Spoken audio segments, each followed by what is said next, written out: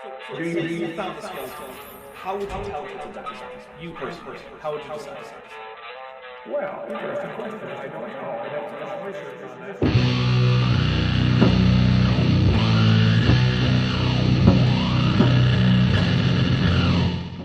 Hey there YouTube, the Dapper Dinosaur here. I've had several streams about continuous environmental tracking, but it's not really something I've spent a lot of time on in my edited videos, where I have more time to dive into sources and give carefully crafted responses rather than the seat of my pants style debunking that a live stream format demands.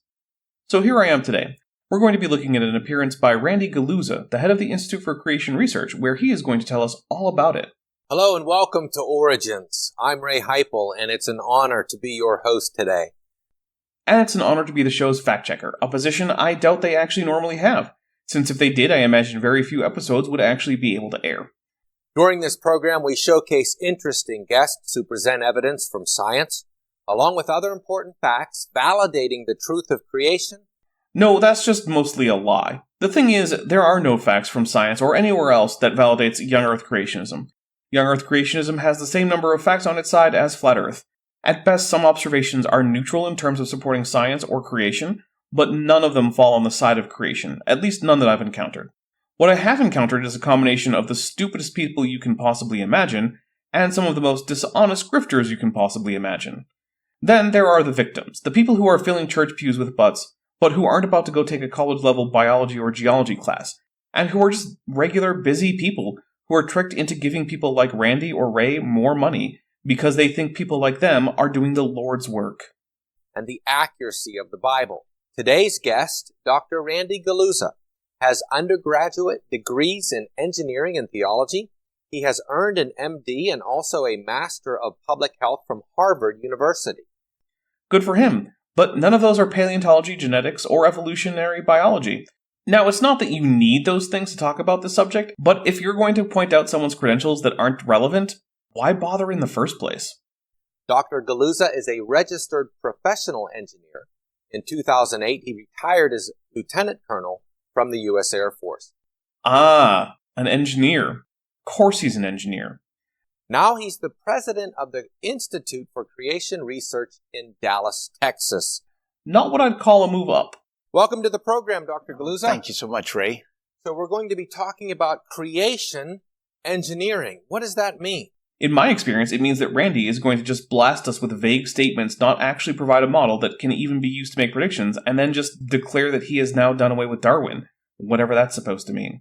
Creation engineering is a way to study creatures that looks for the evidences of engineering or the principles of design that we would see in a man-made thing that was actually engineered. So, lack of a nested hierarchy, features that are not known to happen naturally, reuse of solutions across very different organisms. Okay, I feel like that's basically the opposite of what we find, but maybe I'm wrong. We see evidence of those, but when we look at creatures, we see the exact same evidences, we see the exact same engineering principles in creatures that we would find in man-made things. All right, let's see it. So what is it that's stopping scientists today from seeing that? That it's not evident. How are they looking at creatures or not looking at creatures? Well, before Darwin, people used to look at creatures and see these features of engineering, but Darwin changed all of that. But that's not really true, is it? Before Darwin, we had Lamarck, who also explained the features of organisms as the outcome of natural processes. The idea of evolution as in change in species and even some degree of common ancestry all through natural processes was already part of the scientific zeitgeist when Darwin was working. This was in large part because of the phenomenon of faunal succession seen in the fossil record. People had noticed that in many cases the life seen in the fossil record was very unusual, but also that it was strangely familiar if you took into account comparative anatomy, something which had become a fairly sophisticated science by the time paleontology started to become a real science. Things like dinosaurs were clearly reptiles, but there were also things that were clearly mammals, but weren't much like modern mammals, animals like chalicotheres and brontotheres. This was not what was expected. Creationists of the day had defaulted to species fixity, something perfectly compatible with the Bible, and the actual prediction of creationists. The fact that creationists have rejected it is an accommodation to the obvious truth of evolution, but this didn't mesh well with a fossil record that seemed to have different animals no longer around, and a lack of modern creatures. This demanded an explanation, and various versions of evolution were proposed. That we remember Darwin is only because he was the guy who got an important part of evolution right. He wasn't even the only person to come up with natural selection. Without Darwin, we would perhaps be a few decades behind, but we'd still have essentially the same theory of evolution. And so in many ways, creation engineering is doing biology as if Darwin had not been born. And I love that quote. That's not mine. That's actually from another guest that you've had on this program, Dr. Paul Nelson. Except that no, Darwin, having not been born, would have done little to nothing to change modern biology.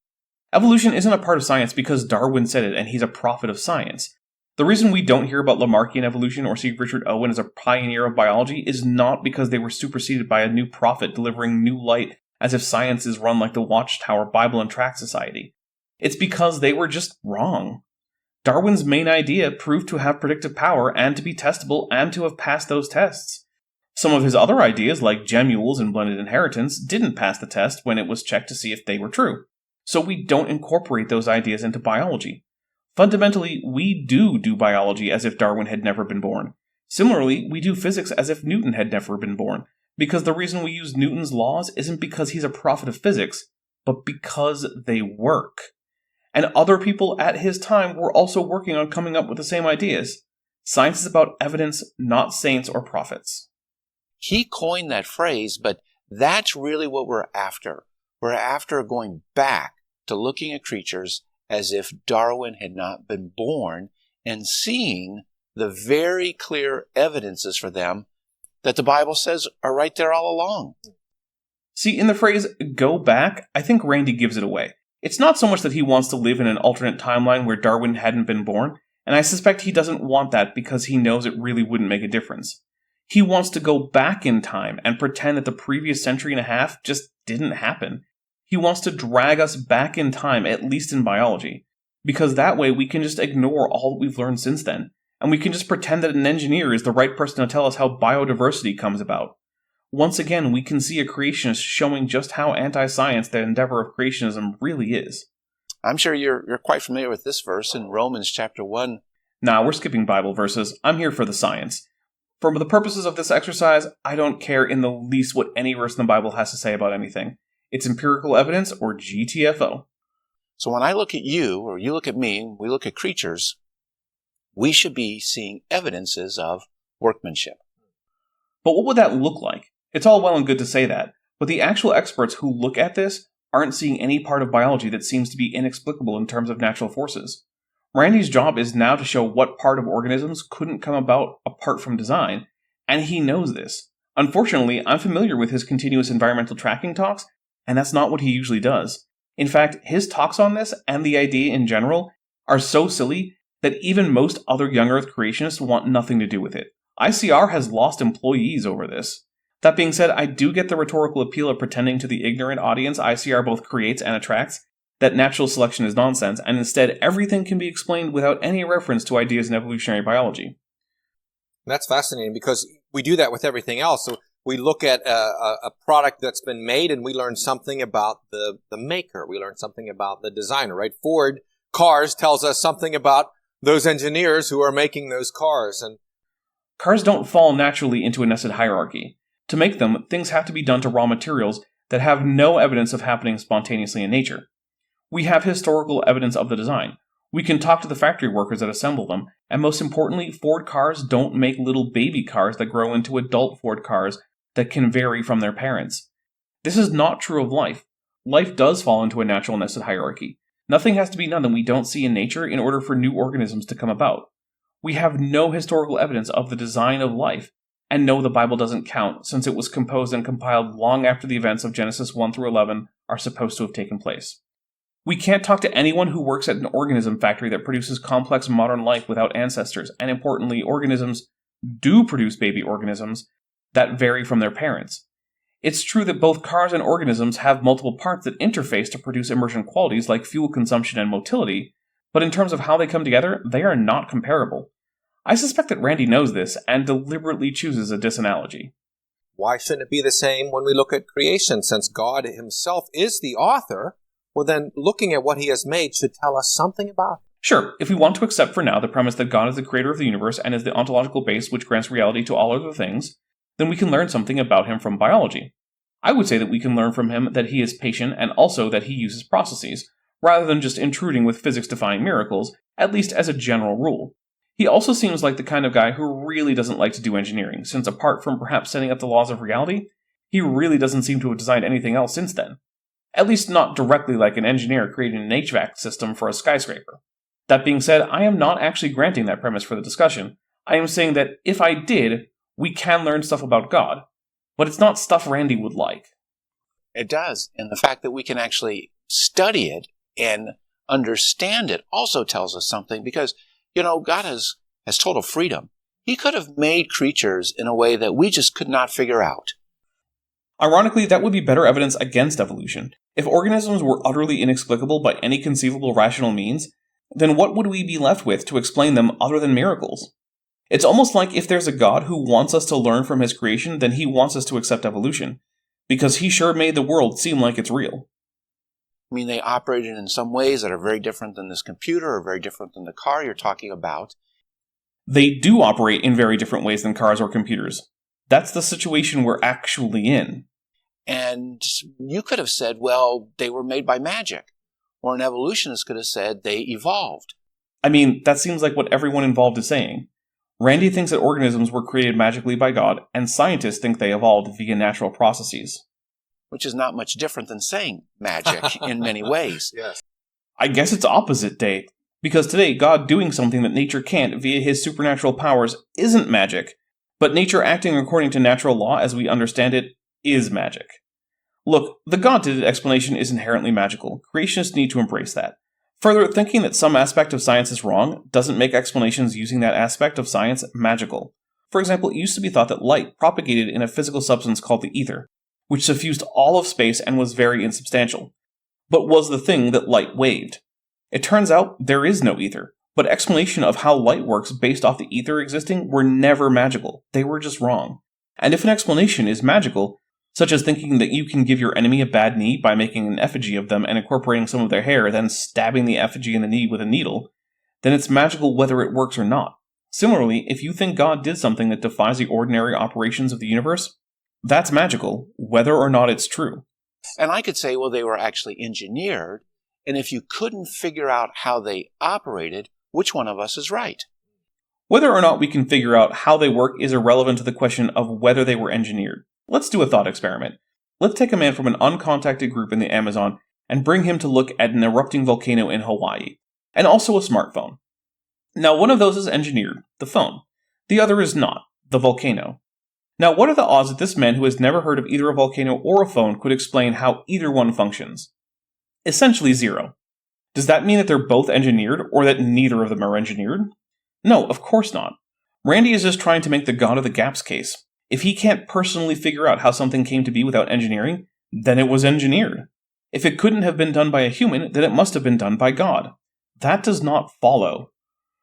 The history of science is the history of humans being unable to figure out how something works, then figuring it out and finding out that it was not engineering that made it work, at least in most cases. In the cases of some things, like archaeology, we find that engineering did make it work. Simply not knowing how some aspect of biology works is not evidence of design. It's not evidence of anything apart from humans being ignorant of something. And humans are great at being ignorant without divine help. Something that was designed, though, is my Patreon. If you're enjoying my work and can't afford it, why not consider going over to the Patreon and pledging? It starts at just $1 a month, and you can get a discount if you pledge annually. You'll get early access to videos like this, as well as access to my super secret Discord server.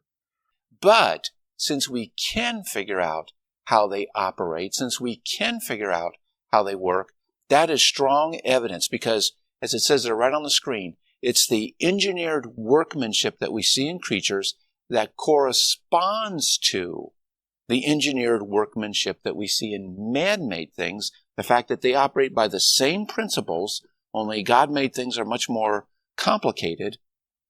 But in terms of their basics, they operate by the exact same principles, that is the basic revelation of the incredible wisdom and genius of the Lord Jesus Christ, who made them. Non sequitur. Your facts are uncoordinated. Okay, so if a well-rounded rock rolls quickly down a hill using the same principles as an engineered wheel, that means that rounded rocks are designed, even though we can see them form from weathering and erosion from less rounded rocks, without any design needed. Physics is the same for organisms as it is for airplanes, bridges, cars, and buildings. There are only so many ways to solve problems like propulsion, structural integrity, the need for an energy gradient to do work, etc. The fact that both airplanes and volant animals need lift isn't evidence of design. That's just how flight works, designed or not. Simply pointing out that humans made things and organisms share similar physical challenges isn't a reason to think that the organisms are designed. If we simply assume that evolution is true, would we expect organisms that do not solve problems presented to them? They just go extinct, and evolution clearly does not predict that no organisms can ever survive. In order to say that one explanation is better than the other, you need to compare the predictions of both, see where they are different, and then see which one is closer to matching real-world data. The problem is that in the case of both this car and this animal need to move, so they both need a way to get chemical energy, so they both have areas to store energy, and mechanisms to turn it into work via oxidation, is a prediction of both evolutionary biology and design. So simply pointing it out does nothing to give evidence for design over evolution. You need a novel prediction, something evolution has in the form of things like ERVs, homology, the twin-nested hierarchy of morphology and genetics, transitional forms from paleontology, ongoing endosymbiosis, vestigial organs, common embryological stages, etc. Creationism barely has any predictions, and the ones it has that are actually distinct from those of evolution and that are testable are routinely falsified, like species fixity. Because they do operate by the same principles, it's strong evidence that they were in fact engineered. Not unless you can actually show what the expectation from evolution would be, and that it's that these organisms should operate under different principles. But of course, Randy isn't going to bother with that, because that would require him to understand and not strawman evolution. The problem is that creationists are required to strawman evolution, because if they don't, then it becomes very evident very quickly that it's actually a very reasonable and well-supported explanation for biodiversity in life. And they can't have that. That's why we have things like the crocoduck, or people asking if humans evolved from monkeys, then why are there still monkeys? Creationism relies on keeping people ignorant. And that they didn't evolve, and it wasn't magic or anything else. Well, if they didn't just come about through natural processes, then what besides magic would it be? For me, magic is things that don't follow natural processes as they typically operate in the universe. What does Randy think it is? Just things he's incredulous about? That is a really, really powerful point. Oh, wait, you serious? Let me laugh even harder. Yeah, nothing says powerful point like just spewing out one big non sequitur followed by showing that you don't really have any idea of what magic normally means. That is a great point, because it shows us not only that there is a creator, but that he wants us to see his handiwork in the creature. It only does that if you start out by assuming your conclusion. That is, it only works if you're willing to beg the question. But that's the problem. You're trying to demonstrate that your conclusion is reasonable. You can't use the truth of your conclusion to argue for your conclusion. The fact that organisms resemble engineered things in some ways is of no help at all, because evolution also predicts that. And as you said, he could have made things inscrutable so that we could look at it and there would be no way that we could even begin to take it apart, mentally and get back to the cause, as we always look at effects and we can determine the cause. And yet God didn't do that. God made things so that we could look and see, oh, wow, this is made up of this and this is causing this, and we can go from one to the other. The fact that biology follows the general principle of cause and effect is neither surprising nor, as near as I can tell, significant. That's just what we would expect.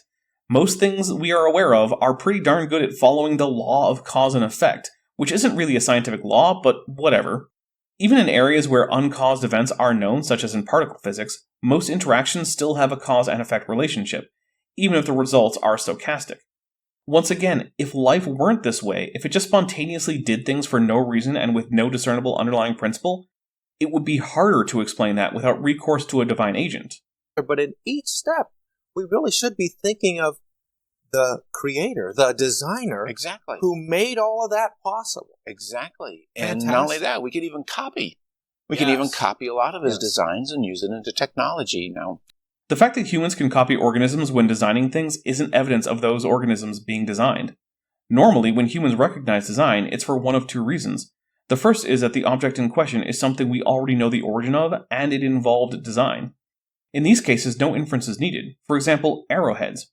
We don't know of any natural process that produces them, but we do know of a design process that does so. So we can easily assess arrowheads as designed. But this might not be true for all stone tools. Perhaps someone fashioned a pounding stone. Those are much simpler than arrowheads and look much more like the rounding of rocks that normally happens under natural conditions. So if we found a rock that we suspected was designed for pounding or crushing things in, say, a primitive mortar and pestle arrangement, with us having a suspected pestle, how could we tell? Well, we happen to know that when humans make stone tools by bashing rocks together, the rocks get these impact fractures that do not otherwise occur. They're very characteristic of human activity. So we can check for this signature of design, and if the rock lacks it, then even if it was used as a pestle, it wasn't designed to be one. And if it does have it, then we have excellent reason to think it was designed. But what do we have in life that we know is only the outcome of design? Well, Randy so far hasn't really come up with anything. But if and when he does, ask yourself whether his example is actually an example of this, or if it only seems like an example if you assume that he's right in the first place. For example, if he goes with some kind of thing like eyes must be designed because they provide information to a processing unit called the brain, like a camera sensor gives data to the onboard computer, then remember, that's only an indication of design if you assume that only design can create a sensor and processor.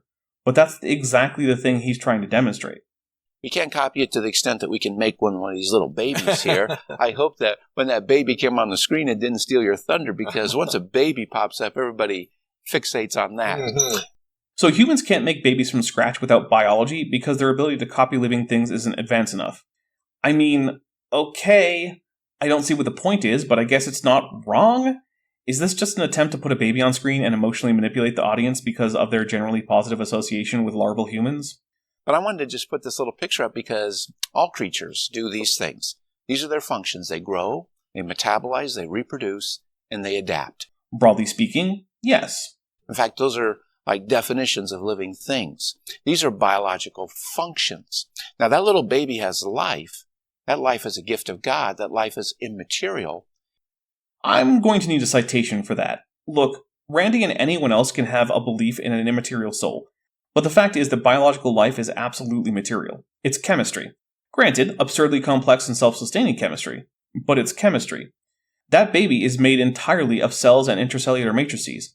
You know what all of those things have in common? They're made of chemicals. That baby's DNA is made of chemicals. Its neurons are made of chemicals. They talk to each other through a combination of electrical and chemical signals. This makes that brain's activity material. Saying that life isn't material is to show that you basically just don't know anything about biology. There is no scientifically verifiable vital energy that stands apart from the rest of physics. And we're not going to be able to explain life by engineering. I mean, I agree. There doesn't seem to be any engineering in life at all, and so engineering can't explain life. We're not even going to be able to explain life by biology. Biology is literally the scientific study of life. It is the only thing that we have that explains life in any scientific way. Sure, biology has not figured out everything about life, and I doubt that it ever will, but the fact remains that if anything explains life at all, it's biology. I suspect that Randy just doesn't like this, and I suspect it's because the unifying theory in biology, the one concept that makes the whole thing make sense, is biological evolution, and he doesn't like that. But we can explain growth by engineering. We can explain metabolism by engineering. We can explain adaptation by engineering. Except that currently you can't. We have neither historical nor observational evidence for the engineering of organisms broadly outside of modern genetic modifications. We know of natural, non-intelligent processes that result in organisms of extreme complexity and adaptation. Fundamentally, we cannot ascribe design to living things because there is no evidence for it, and there is nothing about life that seems to demand such an explanation. And yes, that doesn't mean that the evidence for design can't be found, or that a naturalistic explanation might cease to be adequate after new data come in. But that's not the situation currently. Science can only go with the data available. A person is allowed to hope for new data that are not currently available that will support their pet idea, but the field as a whole must simply go with the data currently available and make models that best fit those data. These models will make predictions about future data, but they can't be based on those predictions or they're circular. And those things point to the fact that they were created. Yeah, well, that's just like your opinion, man. So, the question then comes up, particularly for a theologian or somebody else, if the workmanship seen in living creatures that corresponds to the engineered workmanship in man-made things is one of the strongest evidences that creatures were in fact engineered, That if is carrying about as much weight as Atlas himself. And that's how people saw him before Darwin. It is how some people saw things before Darwin, but think about what that means.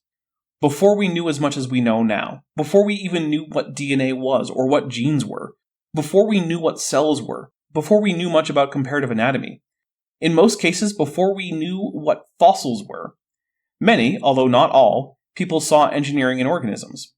Now that we have so much more information, isn't it curious that people who know the most about living things don't see engineering in them? A similar example might be that before William Gilbert and later Benjamin Franklin, people saw lightning as a divine act. But now scientists don't think that way. And they think that they can explain electrical phenomena in terms of charged particles and their movement. But in Randy World, he would like to drag us back to a time before electricity was understood. To a time when the most we knew about it was that sometimes Zeus would toss a lightning bolt at someone, and that some fish could make you feel a really weird jolt if you touched them, and that these phenomena weren't connected. How in the world do evolutionists who hold to natural selection, how in the world do they even explain that? Randy already said how they explain it. Natural selection. If there's a problem some organism is facing which affects their reproductive output, then those animals best at solving that problem in whatever way will be the ones whose genetics will increase in prevalence in the next generation. Mutations form the basis for new genetic variations on which selection can act. Over time, this makes populations adapt to their environment, or if they cannot do so quickly enough, they will go extinct, at least locally.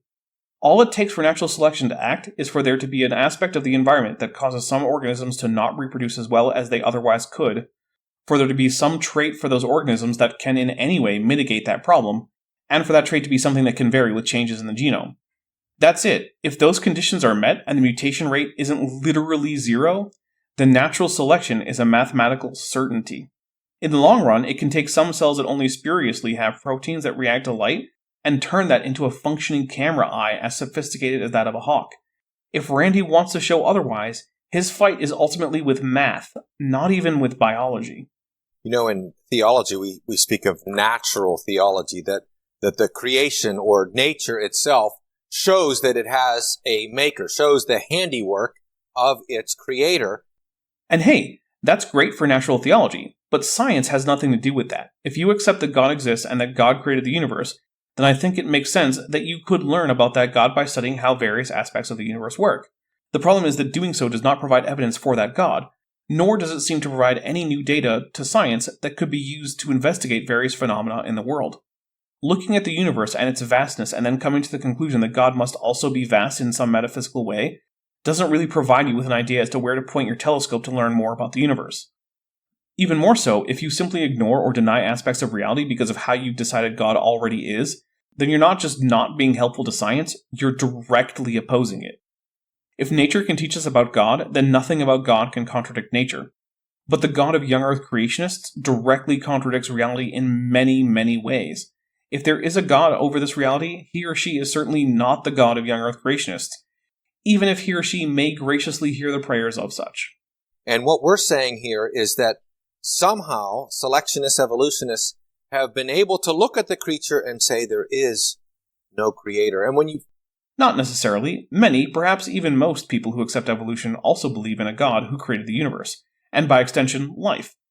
By way of analogy, let's look at Conway's Game of Life, something I suspect you're familiar with. It's not so much a game as it is just a program that a computer can run. It is played on an infinite square grid, and each square is called a cell. A cell can be either dead or alive. The game proceeds in steps, which are like turns. All cells are evaluated every turn, and the board is updated simultaneously. Each turn, the following conditions are evaluated. Any live cell with fewer than 2 live neighbors dies when the next step occurs. Any cell with 2 or 3 live neighbors lives when the next step occurs. Any live cell with more than 3 neighbors dies when the next step occurs. Any dead cell with exactly 3 neighbors comes alive when the next step occurs. This was set up by John Conway. He is the creator god of this tiny simulated 2D universe. Now, from these simple rules, we can get things like oscillators, gliders, etc., but none of them were intentionally designed by the late Dr. Conway. If you fill the grid with enough random cells before the first step occurs, you will eventually get gliders and oscillators. It happens all the time, and not even by the design of people seeding the initial state of the game. So do these gliders and oscillators have a designer? Well, strictly no, they do not. They are not engineered. Rather, they are emergent phenomena that occur when the four simple rules of the game are iterated. But do they have a creator? Well, I would say yes, most significantly, Dr. Conway. But also whoever seeded the initial live cells. Similarly, life could have a creator in the God of Christianity without biologically being specifically engineered by that creator. Now, you might say that your theology demands that the God of Christianity be an engineer of organisms, and to that I would say that all evidence that we have indicates that your God concept simply cannot correspond to anything that exists. And when you begin to think of that, you think, well, how can they do that? By having a scientifically useful and testable alternative explanation that so far has held up to scrutiny. But you're about to show us that, right? Yeah, you better believe it. Let's go because to the board. And it's really, really important. Buckle up, everyone. Randy the Engineer Galuza is about to overturn more or less all of biology. We have to look at the evolutionary backstory behind all of this, and it begins with a realization that what Darwin was after, he was not trying to explain the diversity of life. That's weird, because he spent 2 whole books that were themselves the synthesis of decades of research attempting to do just that. And during much of those decades, he was himself a theist. Granted, not of the kind Randy would likely approve of, but still. One group of people who don't just lie about Darwin for no reason are my subscribers, so why not go ahead and subscribe and turn on all notifications so that YouTube will think about notifying you when I have new videos, and then just decide not to. As we've already talked about, he had to explain something far more difficult. He had to explain why creatures looked so incredibly designed without a designer. It's the same explanation. Explaining one, fortunately, explains the other. Although there are more things than Darwin knew about, such as genetic drift, which is also a huge and in some ways more significant factor in biodiversity and biocomplexity. And the man you see on the screen is Francis Ayala. He was the president of the American Academy for the Advancement of Sciences. I don't care. Anything that follows this is just going to be an argument from authority, as if Francis J. Ayala is a saint of evolution. He's not. He wrote an important paper. We'll look at that at one of these other programs right here. But this is what Darwin was after, is how to devise a fundamentally anti-design way of explaining things. And he went to an approach which was called externalism. Why do creationists feel free to just make things up about Darwin? Kent Hovind does it, John Sanford does it, Randy Galuza does it. Darwin is ultimately irrelevant. It's the ideas and the evidence that matter. Darwin isn't remembered for being such a cool guy. He's remembered because of the impact of his ideas. An externalistic approach where he's now looking at nature as if nature is crafting these organisms here. That's an extremely weird way to put it. Natural selection is an interplay between the population and the environment. The organisms have the genetics that are mutating to provide the raw material of evolution, and on top of that, they can adapt in ways that do not alter the genome, such as through new learned behaviors, epigenetics, and phenotypic plasticity. These are all internal to the organism. The environment provides the pressures that differentiate between which traits are beneficial or deleterious. An environment with no population results in no evolution, and an organism with an unchanging environment leads to no further adaptation after the population reaches a fitness peak in that environment. An analogy might be a tabletop role-playing group. Let's say you and your friends decide to sit down and play Call of Cthulhu together. Is the game the books and dice and rules? Or is the game the interaction between the players and the GM? It's both. Without the books and dice and rules, the game is just an improv session with a theme of cosmic horror, which might be fun, but it's not a tabletop role-playing game. Without the players and their interactions, the game is just a hypothetical set of rules for rolling dice and statistics about when and which dice to roll. It's not a game, it's just the outline for a game that could be. It is the interplay between the humans playing and the rules that they have agreed to play by that creates an actual session of a tabletop role-playing game. Just like with such a game, evolution by natural selection is an interplay between the environment and the population. The man we see on the screen right here, his name is Stephen Jay Gould. He's passed away now, but at one time, he was probably the world's leading evolutionary theorist. That's not really how I'd put it. He certainly was in the public eye, but most of his distinct ideas like population selection and even most of punctuated equilibrium are now known to have been wrong. All that's really left is that sometimes the founder effect and new environments lead to somewhat rapid evolution in a population. He wrote this huge tome before he passed away called The Structure of Evolutionary Theory, and it explains evolutionary theory probably better than anybody else. A book that is now more than 2 decades out of date. Great. And he's going to explain Darwin's externalistic approach, which, as already noted, isn't particularly externalistic. And he gives a lot of emphasis here. He says, I proceed in this way for a principled reason and not merely as convenience. All major evolutionary theories before Darwin, that's kind of amazing, there were other theories before Darwin, Only if you're ignorant of the history of science is this a surprise. we're presenting a fundamentally internalist account based on intrinsic and predictable patterns set by the nature of living systems for the development of unfolding through time. In other words, if you want to know how I worked, you looked inside of me, but Darwin said we're going to look outside of the creature.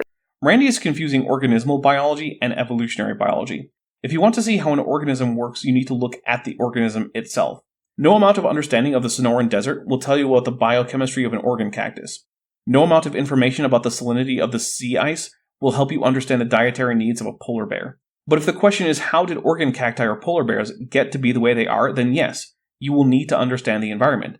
And it's not like Randy disagrees. He also thinks that organisms adapt to their environment, and how could one possibly understand how that works without understanding the environment to which they're adapting? It makes sense. If we want to figure out how a computer works, you look in a computer. If you want to figure out how a creature works, you look inside the creature. Yes, if you want to find out how an individual organism works, you have to look inside that individual organism. But that's also true for cells. If you want to find out how one of my muscle cells work, you'll need to look inside one of my muscle cells. But knowing all the intricacies of how a muscle cell functions won't really tell you much about why that muscle cell is where it is, what it's for, or how I work as a whole organism. Similarly, if you want to understand how a population got to be where it is in terms of morphology and biochemistry, you can't simply look inside the creature. You have to zoom out to see the environment to which it has adapted, and trace its ancestry through all other previous populations who lived in the other environments, as well as compare it to relatives who live in different environments. Randy's inability to understand that emergent phenomena are significant at different scales rivals a flat earther's inability to understand scale in general. But Darwin went outside. Darwin touched grass. He must not have lived around here. Here all the grass grows sharp spines on the seeds that stick into you. Do not touch that grass. In fact, virtually every plant out here is sharp in some way.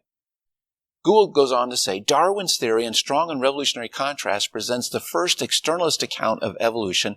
Darwin overturned all previous traditions. I don't like the framing Gould is using, but he is right that Darwin largely overturned all previous evolutionary paradigms. The big reason was that his idea was compatible with both observations of wild organisms and with experiment, unlike other ideas. For example, the previous idea was Lamarckism, in which organisms inherit traits that their parents developed in life. But a tail docking experiment in mice will show that no matter how many generations of mice have their tails docked, their subsequent offspring tails will not shorten or be absent. By thus granting the external environment a causal and controlling role in the direction of evolutionary change. Something that Randy does not actually reject. He just thinks that organisms are more active in the process than they really are. In other words, the environment is going to set the course. What would the alternative be? Organisms adapting to environments that they're not in? What would it even mean to adapt if it's not an adaptation to the environment? And if a population adapts to an environment, how could the environment possibly not be the driving force in what those adaptations are? It's not even clear to me what the alternative is, which is a big problem for Randy's ideas, if they even qualify as ideas. One of Gould's colleagues, Richard Lewontin, who's also just passed away just last year, he said, for Darwin, now he explains it even a little better than Gould did. For Darwin, the external world, the environment acting on organisms, was the cause of the form of organisms. The environment, the external world with its autonomous properties, was the subject, and the organism was again the object acted upon. Yeah, at the evolutionary level, which is why Randy has to keep pretending this idea is about individual organisms during their own lifetime, which it's not. So he's seeing organisms as somewhat passive. Populations, not organisms. The environment does little to shape a particular individual organism. If you take a polar bear and put it in the San Diego Zoo, it won't simply turn into a brown bear. If you plant a prickly pear cactus in your yard in Massachusetts, it won't turn into a blackberry bush or something. It'll just die. And he says it is from this view of environment as the cause of organism. In other words, the environment gives birth to life. The environment shapes the diversity of life. The environment is doing everything. Well, whatever Lewontin says, I disagree. It is well known that life also shapes the environment. Look at tree roots holding back erosion, or worms mixing the nutrients in the soil, or even the fact that the atmosphere has significant free oxygen. These are all cases of organisms doing as much to shape an environment as the environment is doing to shape the organisms. Humans are perhaps the supreme example of organisms who shape environments rather than waiting for evolution to shape them. Humans evolved in arid tropical areas, but now live practically everywhere, even Antarctica, although typically only for a short time there. Humans would not survive in most of these places if they were simply plopped down into them and told they couldn't use technology of any kind, including weapons and shelter. Yet humans thrive in all of these places specifically because they use their technology to shape their environment, even if only within a shelter or inside their own protective clothing, to be comfortable or at least survivable for them. But this does not violate evolution at all. That the entire corpus of modern biology arises. That's what we're all being taught. All of us are being taught in that way. And therefore, he accepted the view, this is from two other researchers, that the environment directly instructs organisms how to vary, and he proposed a mechanism for inheriting those changes. In other words, and of course, Darwin was wrong about his method of inheritance. That's why no one learns about gemmules and blended inheritance in school anymore, unless they're studying the history of science. The organism was like modeling clay, and remolding of that clay meant that each of the billions of little grains was free to move a little bit in any direction to generate new form. That's really important. He doesn't see organisms as basically acting and changing themselves. He sees the environment as the shaper. He sees the environment as the molder of all of these organisms there. You know, it's fascinating because the Bible actually speaks of God as the potter. Right. And we are the clay. Meaning that we are just passive modeling clay then. So what's Randy complaining about? The Bible is very clear that organisms do not make themselves. Rather, they are woven in the womb or presumably egg or seed by God, who fashions them as he wills, because as Ray just said, God is supposed to be the potter and organisms the clay. So if Randy wants to be biblical, he can say that God is the one who changes organisms, but if he says that organisms are the driving force in how they are shaped, he's directly contradicting Scripture. And they're turning it around, and well, in a sense, they're not turning it around. They're just taking that same model and they're getting rid of God, and they're saying the environment is the potter. Right. The world outside the creature is the potter, and everything else is the clay. Exactly. It is this personification of nature. But this personification is the same as when I look outside in an approaching storm, and I say that that cloud looks like it wants to rain. I don't actually think that storm has a will or a consciousness. I'm just speaking figuratively. Similarly, if I implore my computer to not crash after setting up some particularly complex and memory-intensive task, I don't think that the computer can actually hear me and adjust its behavior accordingly. Humans are creatures of abstract thought and symbols. It is easier for them to conceptualize non-personal things as if they were personal and talk about them that way. This is similar to phenomenological language, where humans describe things not as they are, but as they appear. That's why, even though most humans know that the sun isn't setting, but that the part of the Earth they are on is rotating away from the sun, they still call the phenomenon a sunset. Randy's problem here is just with human nature.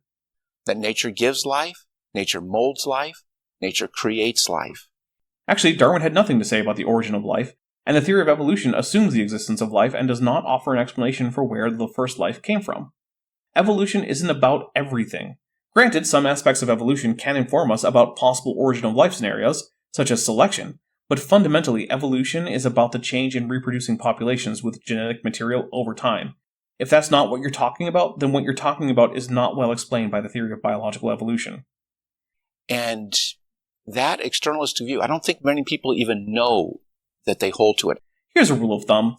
If you tell someone that they believe something and they tell you that no, they don't, then you're almost certainly wrong, unless you happen to be a telepath. And while this won't help you with telepathy, you can certainly gain new insight faster by joining the channel memberships with the join button below this video. It starts at $1.99 and gives you early access to videos like this, as well as access to my Discord server. You also get access to monthly membership chats in my live streams, as well as channel emojis for comments and live chat.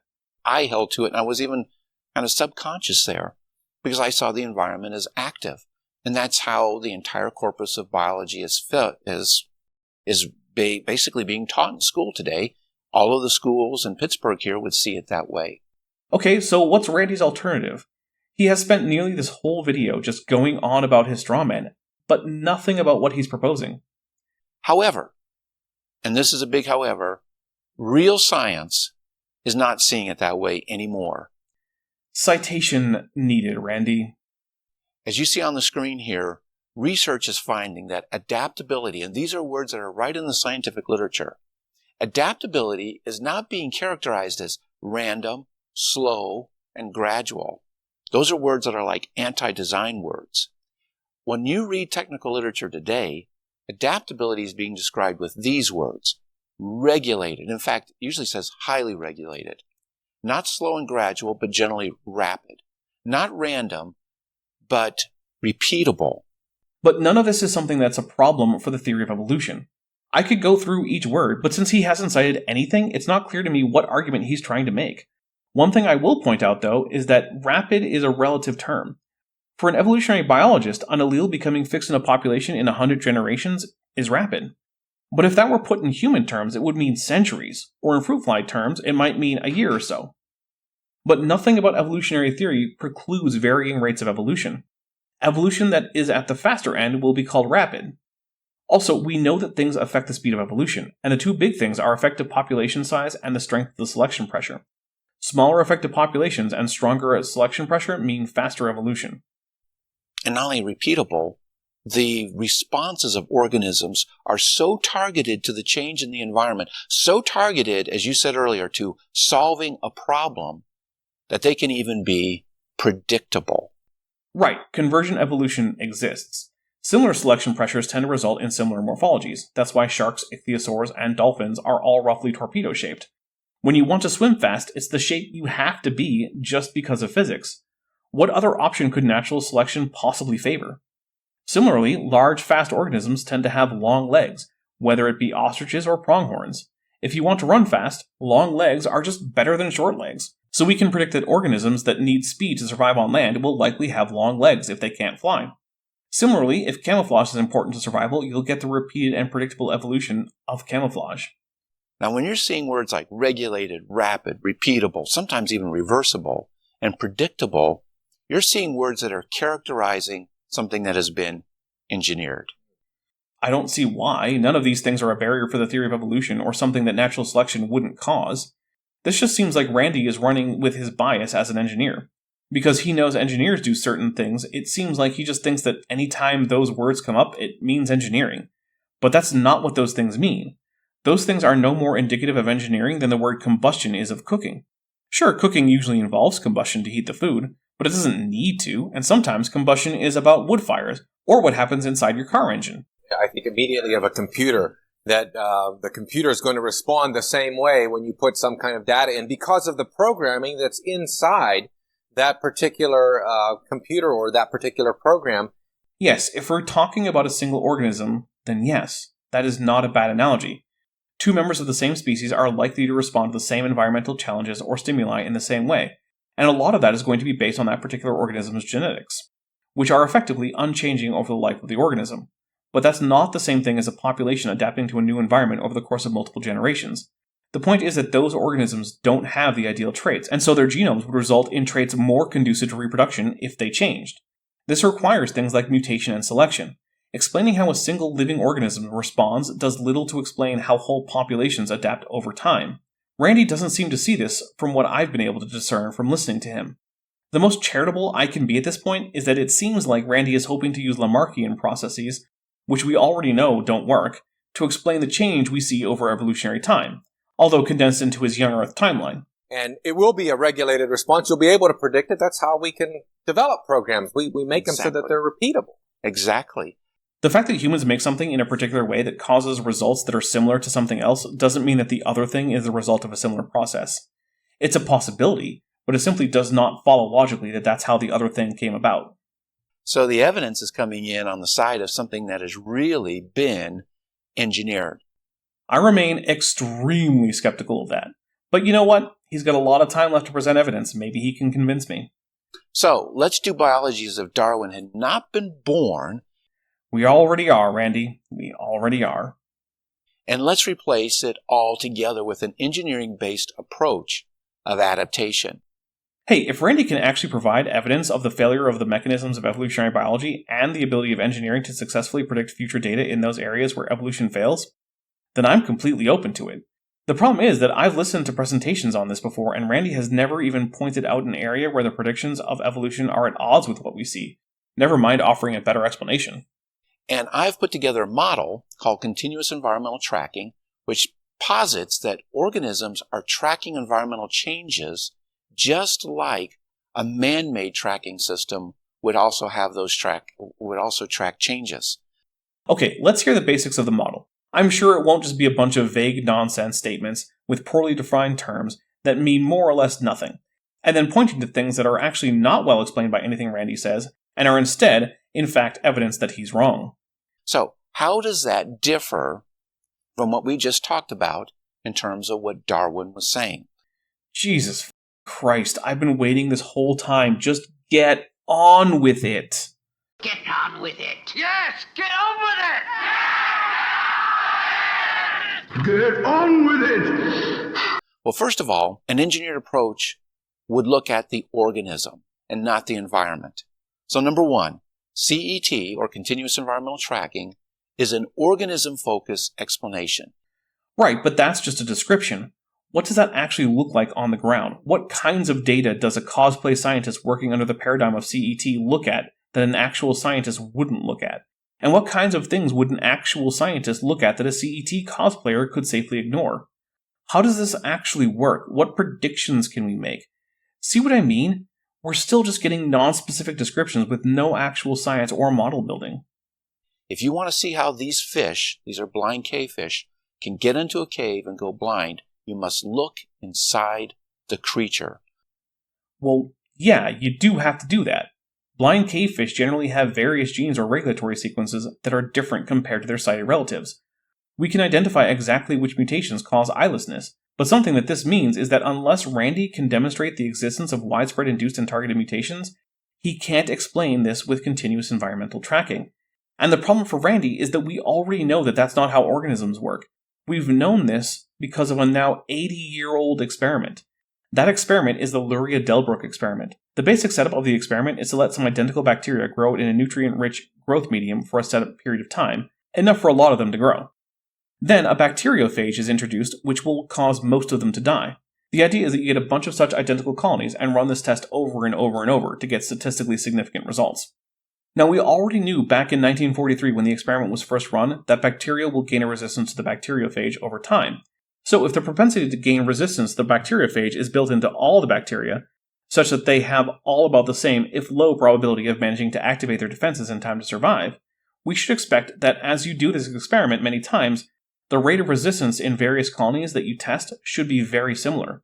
However, if, as evolution holds, mutations that grant resistance are produced independent of the environment, and selection only acts on what is currently present in the genome, without the bacteria having any ability to induce resistance, then we should expect low correlation between how resistant different test populations are and how fast they acquire whatever level of resistance they eventually gain.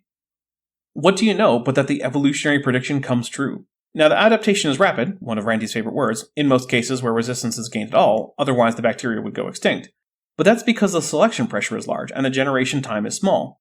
It's also predictable that multiple populations will independently gain some form of resistance, since that's necessary for the population to persist. It's also repeatable in that you can run this experiment over and over and over and over, and you will get bacteria that resist being killed by the bacteriophage. So this is an experiment that shows the hallmarks that Randy has stated indicate engineering and not design, except that the actual predictions of organism-driven adaptation over generations were in fact falsified, meaning that by extension, continuous environmental tracking, at best, cannot explain all forms of adaptation in the long term among populations. The conclusion of the experiment was, to quote the original paper, the distribution of the numbers of virus-resistant bacteria in series of similar cultures of a virus-sensitive strain has been analyzed theoretically on the basis of two current hypotheses concerning the origin of resistant bacteria. The distribution has been studied experimentally and has been found to conform with the conclusions drawn from the hypothesis that the resistant bacteria arise by mutations of sensitive cells independently of the action of the virus. Focus on the organism and not the cave. The cave is just a variable. They're either in it or they're not. Okay, but the variable is the thing that is determinative of the effect. That's just basic math. If I give you a mathematical expression, say 2 plus 4x, then it's obvious that the only thing that affects the value of the expression is the value assigned to the variable. That means it's the variable that determines the outcome. For example, if I assign x a value of 0, then the value of the expression is 2. If I assign it a value of 4, then the value of the expression is 18. If I assign it a value of 0.2, then the value of the expression is 2.8. If the fish are changing as a result of the environment, then no matter if it's the fish actively directing adaptation, or if it's what we know it to be, mutation acted on by selection, then it's still the cave that is the driver of that change. This internalist versus externalist idea seems to just be an exercise in sophistry, despite the fact that some past evolutionary biologists seem to disagree with me on this. But hey, if you're a credentialed evolutionary biologist, please contact me and let me know if there's something I missed here. But we need to focus on the organism, and this leads us to interpreting things in very different ways. First of all, if it's internalistic, we assume that all operation arises from within the creature. What do you mean? What do you mean? What do you mean? By highly regulated systems. And it is the organism as a whole, not just the genes, the organism as a whole, which is controlling things. I mean, it's well known that things besides genes affect organisms, but specifically, what is the organism controlling that can lead to transgenerational adaptation that can be measured in the genes? What does this idea actually mean in terms of inheritance, biochemistry, genetics, morphology, and behavior? What operations specifically are arising from these identifiable control systems? What systems are innate and which are intrinsic, and how does this determination differ from that made by biologists? This just remains a bunch of vague but smart-sounding if you don't know anything nonsense. There's no actual idea here.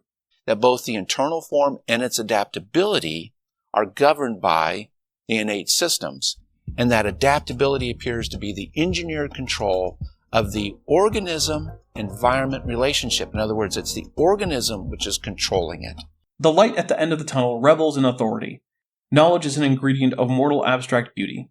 Rock music sees the sun. Emotional intelligence inspires the progressive expansion of truth. A late night says goodbye to the shooter. Self-power is the wisdom of mortal facts. Stupidity has its world rocked by trees, or rocks.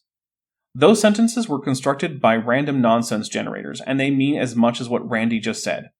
Randy hasn't defined anything, never mind even started to show what predictions he would make on the basis of his, well, they're not ideas, but, brain charts? Yeah, we'll go with brain charts. He hasn't even started to show what predictions he would make on the basis of his brain charts that would be at odds with the predictions of evolutionary biology, or just any branch of biology. By its innate systems on how it is going to adapt. So we're going to look at the organism, and it's going to be internalistic. Never get into a beating around the bush contest with Randy. You know, because of this approach, it seems to me we don't have to study every single one of the cavefish. You just have to study one. Because you recognize, again, that what's in the organism is going to be the same. Yeah, no, that only works after you've shown that Randy is right. Randy isn't even at the coherent idea stage. He's miles away from being able to assume he's right about this and then just conduct experiments with a sample size of 1. Because according to his brain charts, that's a sufficient sample. Exactly. That's a great observation. Well, we're going to have to stop right here. I hope you'll stay with us. We'll be right back after these messages. Okay, I'll still be here. Also, I'm not going to make y'all watch the commercials. I cut them out. You're welcome. Randy, before the break, you said that there were 2 features of CET. One of them is that we look at the internal of the creature. What's the second?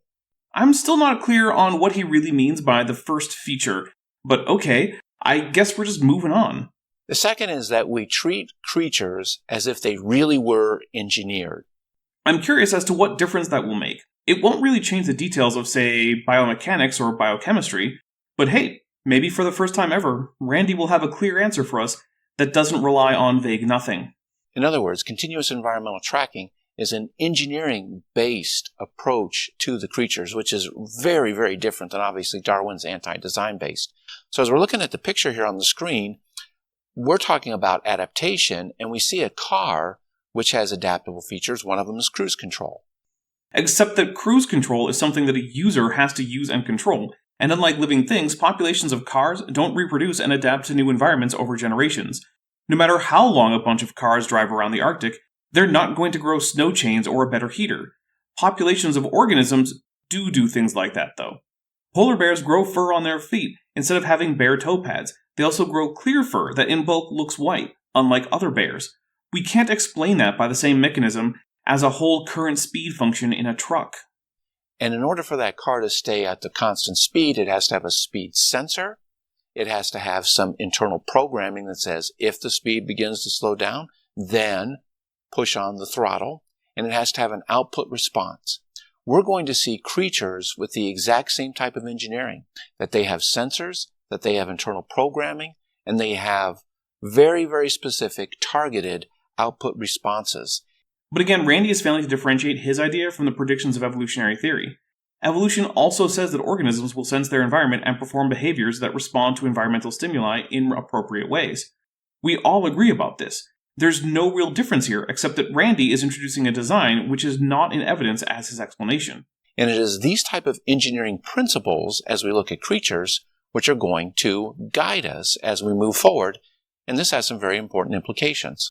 I really wonder what those are, since so far he hasn't managed to actually differentiate his predictions from those of evolution, except that by invoking an omnipotent actor, he's removed them from the realm of being easily tested. And in the one case so far in the last episode where we could make a test, that is, whether mutations are induced or stochastic, Randy's idea seems to have been falsified. Of course, he can just say that God interfered with the Luria-Delberg experiment to trick atheists or something. Because we can look at creatures as if they're engineered, we can make some pretty good predictions. First of all, we can predict that a man-made thing and a God-made thing that are doing similar functions, that have similar functions, we can predict that they might have similar operating systems to produce those functions, and that those systems will have similar elements. Okay, but there's a very obvious problem with that. These similar functions have to deal with the same laws of nature. Animals don't get to have their own bespoke physics for each organism. There are only so many ways to do a certain task, like regulate temperature, swim, run, perceive chemicals, or perceive light. All possible explanations for life that don't involve magic make this same prediction. So the car on the left-hand side of the screen has all kinds of sensors, and it can drive itself from Los Angeles to New York City because it can detect what's happening in the environment and it go around those different conditions. Except that, no, it can't. No car can do that. This is a picture of an entrant from a DARPA autonomous vehicle competition in 2007. The whole thing took place on the streets of a closed military base because none of the cars could be trusted on the roads with pedestrians and traffic.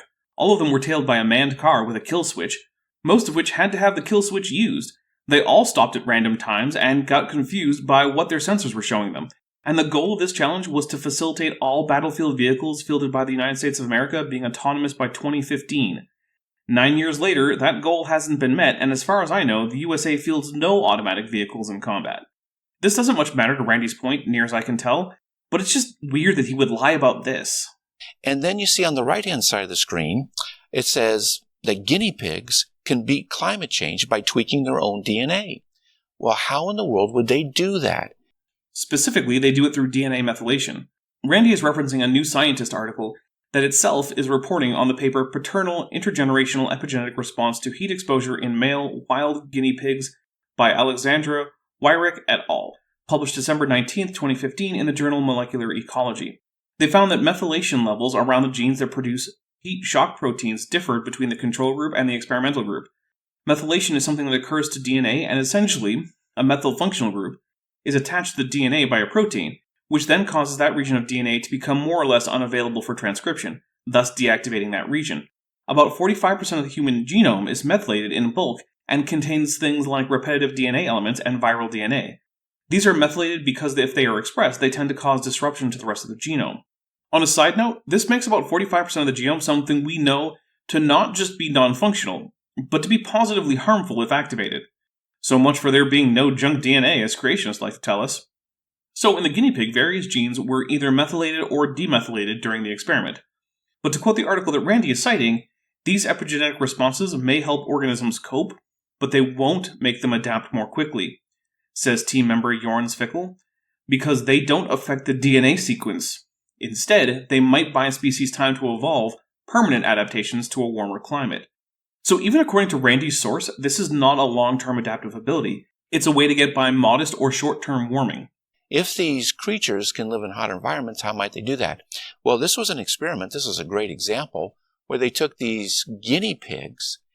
I want to point out that Randy is showing a domesticated guinea pig on screen, but the experiment was conducted on wild-type guinea pigs. It's not really a big deal, but it does give a somewhat incorrect impression, and I want to correct that.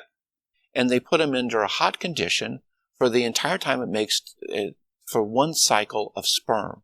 Then they mated these male guinea pigs with female guinea pigs, which had not been under hot conditions, and lo and behold, in one generation, the offspring were able to live in hotter conditions, and they had self-adjusted their own DNA. But it wasn't them being able to live in a hotter environment they could live in before. We can tell because their fathers could live in that environment. Further, one of the things we need to be clear about when discussing this is the fact that the sequence of the DNA has not changed. Epigenetic changes like methylation do not change the sequence of the DNA, which means that any adaptation that is detected in the sequence of the DNA cannot be explained this way. An example is canine amylase genes. Amylase is an enzyme that helps break down complex carbohydrates so that they can be digested. Domesticated dogs vary in their number of copies of the amylase gene, but generally they have significantly more than seen in wild wolves. This is pretty obviously an adaptation to living off a diet provided by humans who themselves tend to eat a lot of starch, which is why humans also have a lot of amylase genes. So in order for dogs to get these amylase genes, something beyond just epigenetic changes must have occurred. There must have been whole gene duplication mutations that occurred more than once in most dog lineages. How does Randy account for this? Certainly this experiment does not help, as no mutations were induced, and further the Luria-Delbruck experiment indicates that such mutations are not caused by the environment, whether it involves input from the animal or not. Instead, the mutations occur stochastically, and then the environment is the filter that determines which mutations will persist and which will perish. Of course, genetic drift also matters, but because we're focused on adaptation and drift is generally non-adaptive, I will largely not be dealing with it. So there was an adaptability built into this creature that when the circumstances changes, it wouldn't have done anything if there wasn't already this ability within the creature. And I think that's the thing that really the evolutionists are overlooking. Evolutionists, eh? Let us pray. Our Darwin, who art in the British Museum, hallowed be thy name. Thy evolution come, thy selection be done, on land as it is in water. Give us this day our daily sexual selection as we sexually select, and lead us not into inbreeding, but deliver us from extinction. Amen. How are the evolutionists ignoring this when they're the ones who wrote the paper? Like, what does he think is going on here? So the environment might change, but you put nothing in the creature and it doesn't respond. How could something outside a creature make something in it? I don't even understand this question. The animal cells have proteins that transport methyl groups to the DNA, and some of them are activated by heat. What was supposed to be put in the organism? The proteins? They were already there. That's exactly right. It doesn't happen that way. What doesn't happen what way? Randy is the world champion of saying lots of words and meaning nothing. Okay, it might actually be Nathaniel Hawthorne, but Randy is in number 2. Yeah, I know he's considered one of the great authors of the American canon, but let's just say I read The Scarlet Letter by only reading the first line of a paragraph, and if nothing actually happened in that paragraph, I skipped it entirely. I only read the full paragraph if any action occurred in the first line. I got an A on all my tests about the book, which to me tells me that far more than half that book doesn't need to exist. No, I have no idea why I decided to take a moment to complain that I don't like a book I was forced to read in high school. That, while it contained important themes about moralism, forgiveness, and oppression, was an absolute slog to get through. Sometimes I just need a break from the creationism to complain about something else. Feel free to tell me how wrong I am and how it's the most riveting book ever. Which brings us to the next really important point. Boy, what a great setup for that. That engineered adaptability is an upfront capability. Engineers don't like to go in the back door. Got it. In other words, as it says there at the bottom, solutions precede the challenges. Superficially, that sounds a whole lot like the mutations that provide an advantage under natural selection existing because of random mutation, which, is the basic adaptive mechanism of the theory of evolution. But let's let him cook a bit more. So if you and I were engineers and we're going to design a space shuttle to go into space, we would brainstorm, along with a lot of other people, all of the challenges that it's going to face as it goes through all these different environments, and we would build upfront the solutions to those challenges before we ever put a person in that space shuttle. And those astronauts want us to build the solutions before they face the challenges. Okay, but the fact that engineers do a thing, and that you think that therefore God did a similar thing, doesn't mean that that's what happened. That's a hypothesis to test. You know, evolution says that the solutions are due to the challenges. But they're also due to mutations that occur regardless of the challenges. Ignoring one half of the theory just means you're not criticizing the theory, you're criticizing a straw man version of it. So when we go with an engineer-based approach, we begin to look at creatures in entirely different ways. And we can begin to contrast what we're beginning to say and what we're beginning to talk about with what Darwin has been teaching us. So, you got any of those testable predictions that aren't the same as evolutionary biology then? Those are kind of important if you want to throw out the current unifying model of biology. You know, it's interesting. Scientists don't just shoot rockets into space over and over again, expecting that the different environments to change the rocket and then studying that. I mean, that's because rockets don't reproduce and mutate based on how good a rocket they are. But you can design a rocket with a genetic algorithm that simulates what would happen if a rocket could reproduce and its offspring could mutate. In fact, a simplified version of this can be seen in a little web applet called Smart Rockets. Simplified rocket actors attempt to hit a target with the barriers in the way that they have to avoid. Their code controls where they will go by steering them. In the first few generations, many of them will crash into the ground, and most of the rest will crash into the first barrier. But after a dozen or two generations, many of them will be able to get past the first barrier, and eventually the majority will hit the target. Feel free to run it yourself. Now, this isn't nearly as complex as a genetic algorithm to design a real rocket, but that's because it has to run in your browser. In fact, genetic algorithms are all over the place, and they can teach random code to accomplish tasks, like beating video games, walking in a realistic physics simulation, or even flying rockets. You do not need to pre-program these programs for them to accomplish tasks. You just need a fitness function and a way to randomly vary the code of the most fit versions of the program. This is because, as it has been said, if you have reproduction with mutation and some kind of fitness function, evolution by natural selection is a mathematical inevitability, and all Randy is doing is pissing in the wind of mathematical certainty. There's a sense in which the science that we have that's been successful, whether it be in technology or medicine or anything else, which, let's remember, includes evolution and also genetic algorithms that use the process of evolution by natural selection in non-biological contexts. They're already sort of assuming this, right? They're already thinking in terms of, well, we have to put it in the creature. Right. Already, whether it's the spaceship or the body, in terms of medicine or something like that, they're already assuming that it's what's inside the creature that counts. It's not the environment that's going to make. No, it's both. The environment is the filter for what is in both designed and non-designed things, and that filter will act on pre-existing things. One of the things to remember is that rockets didn't work well when they were first invented. The early Chinese rockets could only be vaguely aimed and had virtually no accuracy. That's why they were fired in batteries for fire saturation in military applications. They would go downrange, but they couldn't hit particular targets outside of a huge number hitting a large area that includes the target. Even in World War II, where the Germans were the ones to make the most significant refinements, the early versions of their rockets routinely failed. It was the environment that provided the criteria that engineers needed to figure out how to make better rockets. The difference between this and evolution is not that the environment provides a filter.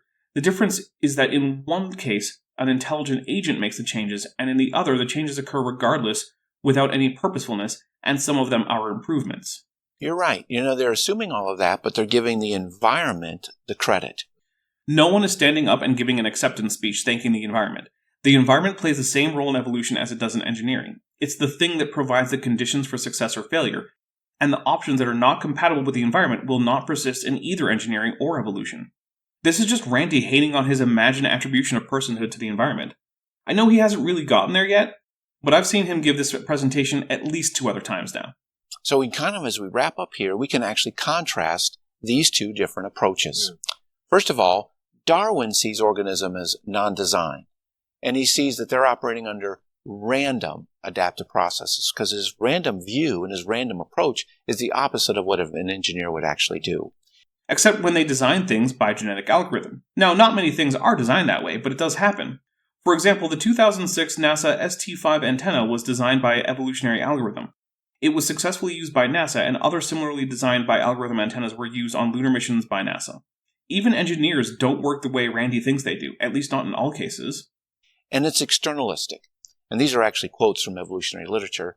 He sees passive organisms shaped by the vicissitudes of nature, and that adaptation would be characterized as undirected, copious in extent, or in other words, hit and miss and trial and error, and he sees that the changes would be iterative, gradual, and linear, or as Darwin said himself, numerous, successive, slight modifications.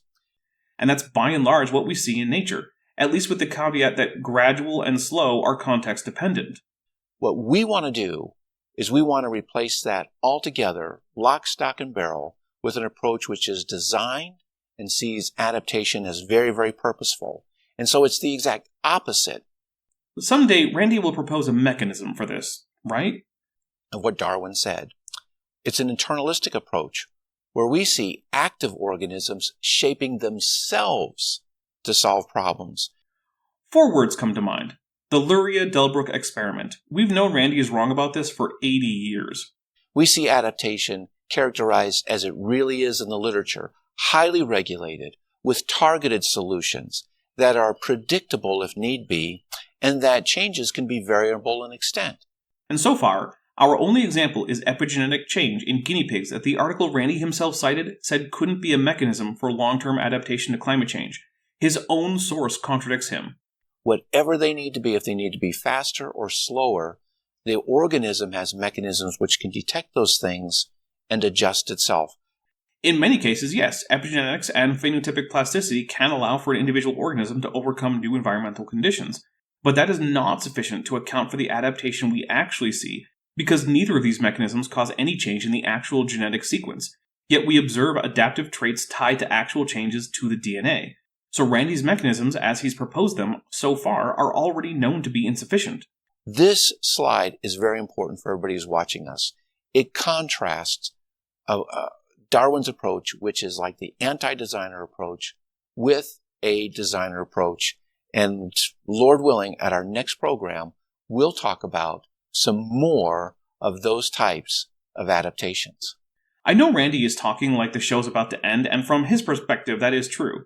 But I cut the 2 shows together into one, so that we can have a seamless transition.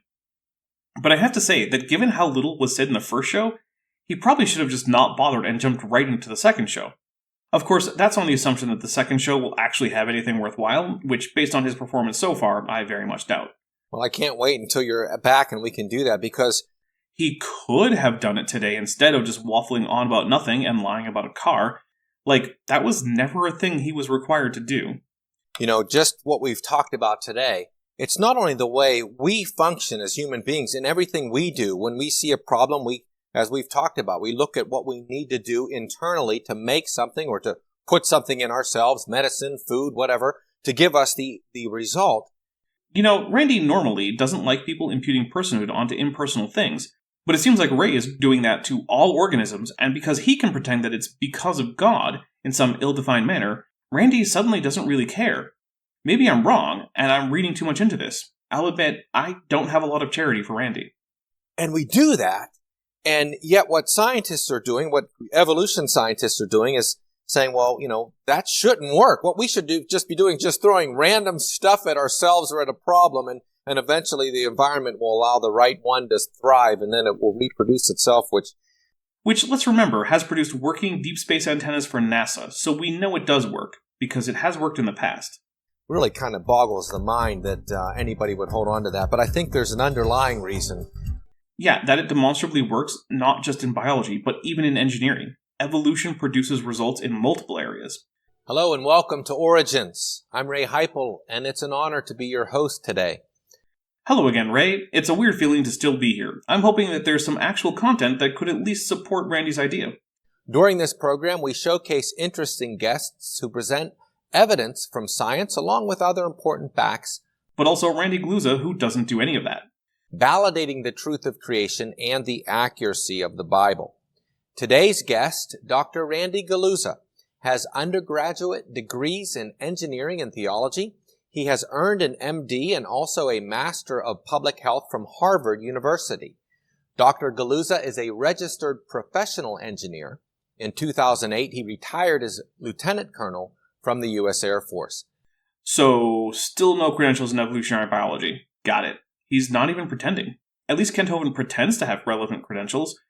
Randy is just proud to not know what he's talking about. Now he's the president of the Institute for Creation Research in Dallas, Texas. It's downright embarrassing. It's yeah, as we've said, pathetic and embarrassing. Pathetic and embarrassing. Welcome to the program, Dr. Thank you, Galuza. Ray. This is part 2 of a 2-part program, and in the first part, we Accomplished essentially nothing. began to look at CET, Continuous Environmental Tracking. No, we didn't. We looked at some epigenetics, which according to Randy's own source is insufficient to explain adaptation in organisms over time. All that happened was that Randy waffled on and provided one Trojan source. Can you remind us what that is? Oh, yes, I'd love to. Continuous environmental tracking is actually an engineering-based approach to explain how organisms adapt. One that, let's remember, is so useless and vague and contrary to the evidence that even all other creationists who don't work for ICR have rejected it. Randy is too wrong even for the other creationists. As Paul Nelson says right here, doing it as if Darwin had not been born. We're doing biology in a way, a completely different way. We're going back to a Bible-based approach where epigenetics is somehow able to induce mutations in contrast to what we actually know from experiment. It's rather amazing how at every turn continuous environmental tracking means more or less nothing. And on the rare occasion where something concrete is said about it, it immediately contradicts itself. This is a big part of why it gains no traction. With CET, there's no there. There's no real idea, and what inklings of actual thought appear are immediately seen to be completely incoherent anyway. we see, and as we discussed last time from Romans chapter 1, verse 20, we see the evidences of engineering inside of these creatures. But only by the power of question begging. And what we're actually looking there is that phrase that says they're understood by the things that have made, as we discussed last time, that word made could actually be translated as workmanship. How much Hebrew do you think Randy knows? Let me know in the comments. I think he knows less than I do, and I know almost none. I probably know fewer than 100 words in Hebrew, I can't conjugate verbs, and I don't even remember all the prepositions. I bet Randy knows fewer than a dozen Hebrew words and can't recognize the letters in the Hebrew abjad. In case you're wondering, an abjad is like an alphabet, but by default does not encode vowels. And when it does encode vowels with letters, the letters are actually repurposed consonants. Aramaic and Arabic also use abjads. So we're seeing evidences of workmanship, and workmanship is engineering-based. Creationists, please learn that arguments from Scripture only work if the people you're talking to already accept the authority of those Scriptures in the way that you do. When you argue this way, it is very clear that you are not interested in being accepted in science, but only in keeping the flock that is already part of your narrow version of Christianity within the fold. And so we're going back and we're treating organisms as if they really were designed. It showcases the wisdom and the genius of the Lord Jesus Christ, how he put these things together and he understands how they operate. Except that Randy lacks a mechanism to explain adaptation in organisms, so all he's really doing is a silly thought experiment about what a designer would do if he had designed organisms, all without even showing the possibility of a designer doing anything when it comes to organisms. And then we backed up a little bit and we found out that Darwin, when he started his theory of origin of the species, wasn't really trying to explain the diversity of life. Weird then that that's what he did. He's trying to explain the 900-pound gorilla in the room is why do creatures look so highly engineered but without appealing to the ultimate engineer, the Lord Jesus Christ. When Darwin was forming his idea around natural selection, he was a theist, and he was even apparently a Christian, although a Unitarian Christian. But it also doesn't matter. This is just guilt by association. If Darwin had bad motives, or his motives were solely to give praise to the Lord Jesus Christ, it doesn't matter. His ideas didn't make an impact because of his motives. They made an impact because of their scientific utility and the fact that they can't seem to be falsified, despite there being outcomes from observations that could falsify them. In explaining all of those things, and he came about with an externalistic approach. But we flipped that 180 degrees, and we came up with a way of explaining organisms and how they adapt. That doesn't have a mechanism that actually could possibly account for the changes we see routinely in the wild and in the lab. From an engineered-based approach, an internalistic-based approach, and as you mentioned, it's called continuous environmental tracking.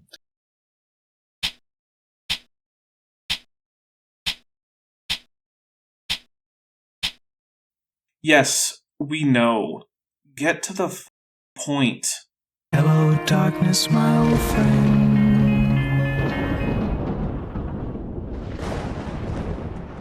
And there were a couple key distinctives about it. One is that CET is an organism-focused approach. In other words, we're not looking at the environment. We're looking inside of them. We're looking for highly regulated systems, control systems, that enable them to change. So that is a completely different approach than Darwin had. He looks at the environment. We're looking at the creatures. We're going to be using engineering principles to explain biological functions. In other words, in this particular case, the biological function is adaptation. So the same engineering principles which enable this car to go up and down hills and maintain its speed, in other words, adjust itself, are going to explain how organisms adapt. I feel like he has said this over and over and over again. It's almost like there's nothing to continuous environmental tracking, and he knows it. In other words, we're looking for sensors in creatures. We're looking for logic that says, if something changed, then I want to produce an appropriate response. And we're looking for output responses from them. But that is also something he would expect if evolution were true. The question is, can Randy's mechanism go beyond epigenetics and actually induce genetic changes? Because we see such genetic changes in organisms. We can see the actual changes in the genetics of some of Randy's favorite organisms, like field and forest mice, cavefish, and beetles. Natural selection gets us genetic adaptation. So far, all Randy has pointed to is epigenetics, which do not result in changes to the genetic sequence, as well as phenotypic plasticity, which also does not result in changes to the genetic sequence. He needs another new mechanism, and it's going to almost certainly have to be some kind of induced mutation. But we already know experimentally that mutations are not induced by organisms as an adaptive response. The only way that mutations seem to be induced is horizontal gene transfer and mutations from radiation. And therefore, we're able to look for corresponding system elements. We see a man-made adjustable car, and then we look at creatures that can adjust themselves to changes in environment. We're looking for corresponding elements between those two. Get on with it. Yes, get on with it! Get on with it! We're looking for solutions that actually precede the challenges and are not due to the challenges, but precede the challenges. But most challenges that an organism is going to face are going to be at least broadly similar to the challenges its ancestors faced. For example, while the current climate trend is, as near as we can tell, unprecedented, guinea pigs have encountered short-term climate fluctuations. And for an organism that normally can't even live a decade, a small-scale climate fluctuation could last a lifetime. Epigenetic changes are themselves controlled by genetics and can evolve by natural selection. So evolutionary biology would predict that some organisms should have epigenetic mechanisms to help them survive and reproduce with a range of climates. Similarly, many organisms have predators, and introducing a new one will put new pressure on those organisms, but they already have anti-predation adaptations that will likely be of some use against new predators. Further, as we saw in the Luria-Delbruck experiment, the mutations that will allow for a population to adapt to a new selection pressure tend to exist in populations before the pressure even occurs, because the mutations are stochastic, and a large population will sample a high percentage of possible mutations. So again, Randy's idea struggles to actually make testable predictions that are both distinct from evolution and also not already falsified. Do we have other examples? You know, the critic might say, well, you guys have shown this one example here, but what else can we show? As a critic, I would say that I have been shown 0 examples of anything that could possibly help Randy's crusade against natural selection. What are some of the other things that will back up this CET approach? Yes, we have some other examples there, and I'm going to talk about those. And so if you don't mind, I'd like to go to the board here and talk about them. Let's do it. So now, as we're looking at these different examples, we see from the scientific literature that adaptation isn't characterized at all like Darwin was thinking. Isn't it strange how the people writing papers seem not to have noticed this? It's almost like all the people who have spent their lives working in this field have all missed something a guy with no training in the field noticed after faffing about a bit. Or I guess another option is that, like all of them insist, and even almost all creationists insist, Randy has absolutely no clue what he's talking about and is dead wrong. But hey, maybe these long-promised yet-to-be-delivered examples will shed more light on the problem. As slow and gradual, but it's really characterized as highly regulated, very rapid. So I want to take a second to talk about what we mean when we say that evolution is gradual. Let's take speed as an example. Say 10 kilometers per hour. Is that rapid? Well, if you're a snail, it sure is. But if you're a tuna fish, that's about as slow as you could reasonably go.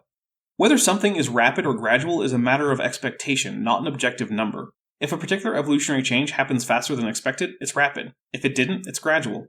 How fast is too fast? Well, we can actually get estimates based on effective population size, but we need to have good data on things like fitness effects of various alleles as well as population structure. Data which can be hard to get in the wild. In the fossil record, it's essentially impossible to get such data. In that case, whether the change is rapid or gradual can basically come down to how many intermediates we have and how abruptly they show up. Overall, evolution doesn't make a blanket prediction about whether evolution should be rapid or not, because that doesn't really mean something objective. Sometimes repeatable and reversible. This one is a little tricky to pick apart. There is a concept in evolutionary biology often called Dollo's law, which if taken at face value would seem to indicate that evolution cannot be reversed. But let's think about that. Every mutation that can occur could be reversed. A duplication could be deleted. A point mutation could be followed by a point mutation to the original nucleotide. So evolution can technically run in reverse. But since any particular mutation is unlikely on its own, it also follows that a back mutation is similarly unlikely. For example, if the chance for a particular mutation occurring were, say, 1 in a million, then the chance of that mutation occurring and subsequently being reversed is 1 in a trillion. As many mutations accumulate in a lineage, most are extremely unlikely to be reversed. And over time, it becomes essentially impossible to recover the ancestral state of the genome. In this way, Dollo's law is kind of like the second law of thermodynamics. It's not always strictly true, even in the areas where it applies, but because of the law of large numbers, it ends up being reliably and predictably true. So evolution can be reversed in the short term, especially if the originally dominant alleles were not completely erased from the population. But if we look at evolution from the standpoint of the morphology of a creature, rather than its genome, then reversing evolution is considerably more likely, especially when the evolution in question is relatively minor. Let's say that there is a species of bovine that lives in the steppes of a northern latitude. When the climate shifts to be colder, they grow bigger, and when it's warmer, they shift to be smaller, all because of concerns over food availability versus retaining heat. This change does not require exact back mutations in violation of Dollo's law. That is because most traits are controlled by multiple genes, and multiple different mutations to each gene can cause a similar effect on the phenotype of the creature. So there are many ways to mutate to be bigger, and many ways to mutate to be smaller. This is a predictable, repeatable pattern that still does not violate Dollo's law. Similarly, color or proportion of various body parts can swing back and forth or be repeated as a basal population enters separate environments, but that have similar selection pressure. For example, if our hypothetical bovine population had two populations split off and go further north, they would likely both increase in size. But in doing so, they would likely not have the same genetic cause for the increased size. We can even see this in humans. There are multiple genetic causes for lactase persistence in humans. That is the condition of not being lactose intolerant as an adult. They are geographically distributed with different people groups that have the trait having it for different genetic reasons. Now, Darwin probably would not have been able to predict this, because he had more or less no idea how inheritance works, and the very concept of a mutation had not been thought of yet, which is why evolutionary biology cannot reasonably be described as Darwinian anymore. And with responses that are so targeted, they're actually predictable. But convergent evolution, which is, near as I can tell what he's talking about, is predictable. There's a reason that basically every fast swimmer in the ocean is kind of shaped like a torpedo, and it's the same reason torpedoes are shaped that way too. It's hydrodynamics. Some geometries help something move quickly through the water, others hinder it. So if you need to go fast in the water, you need to be torpedo-shaped. Similarly, we see stripes all over the place in the wild because they tend to break up an animal's silhouette, and lots of things animals like to hide in, like plants, grow vertically, so stripes are a good way to blend in with such things. Further, if the changes Randy is talking about were just epigenetic, then of course they are predictable. They evolved in response to certain environmental stressors in particular ways. They're predictable in the same way anything else genetically determined is predictable. And I want to cover a few examples, since you requested, of looking at how organisms sometimes converge on the same responses to similar conditions. I feel like I just talked about that. Maybe I'm prescient. I'll need more geriatric spice to confirm. And there's an excellent illustration here, as we look through it, of CET, that if organisms have sensors, and if they have the same internal logic that they're programmed with, then we should expect similar responses. In other words, if organisms are able to detect similar conditions, and their logic inside is very similar, then we will see those similar responses. Let me give you a quick example. Finally, an actual example. It's been 84 years. Caves, what a challenging environment that is. I was hoping for, an organism.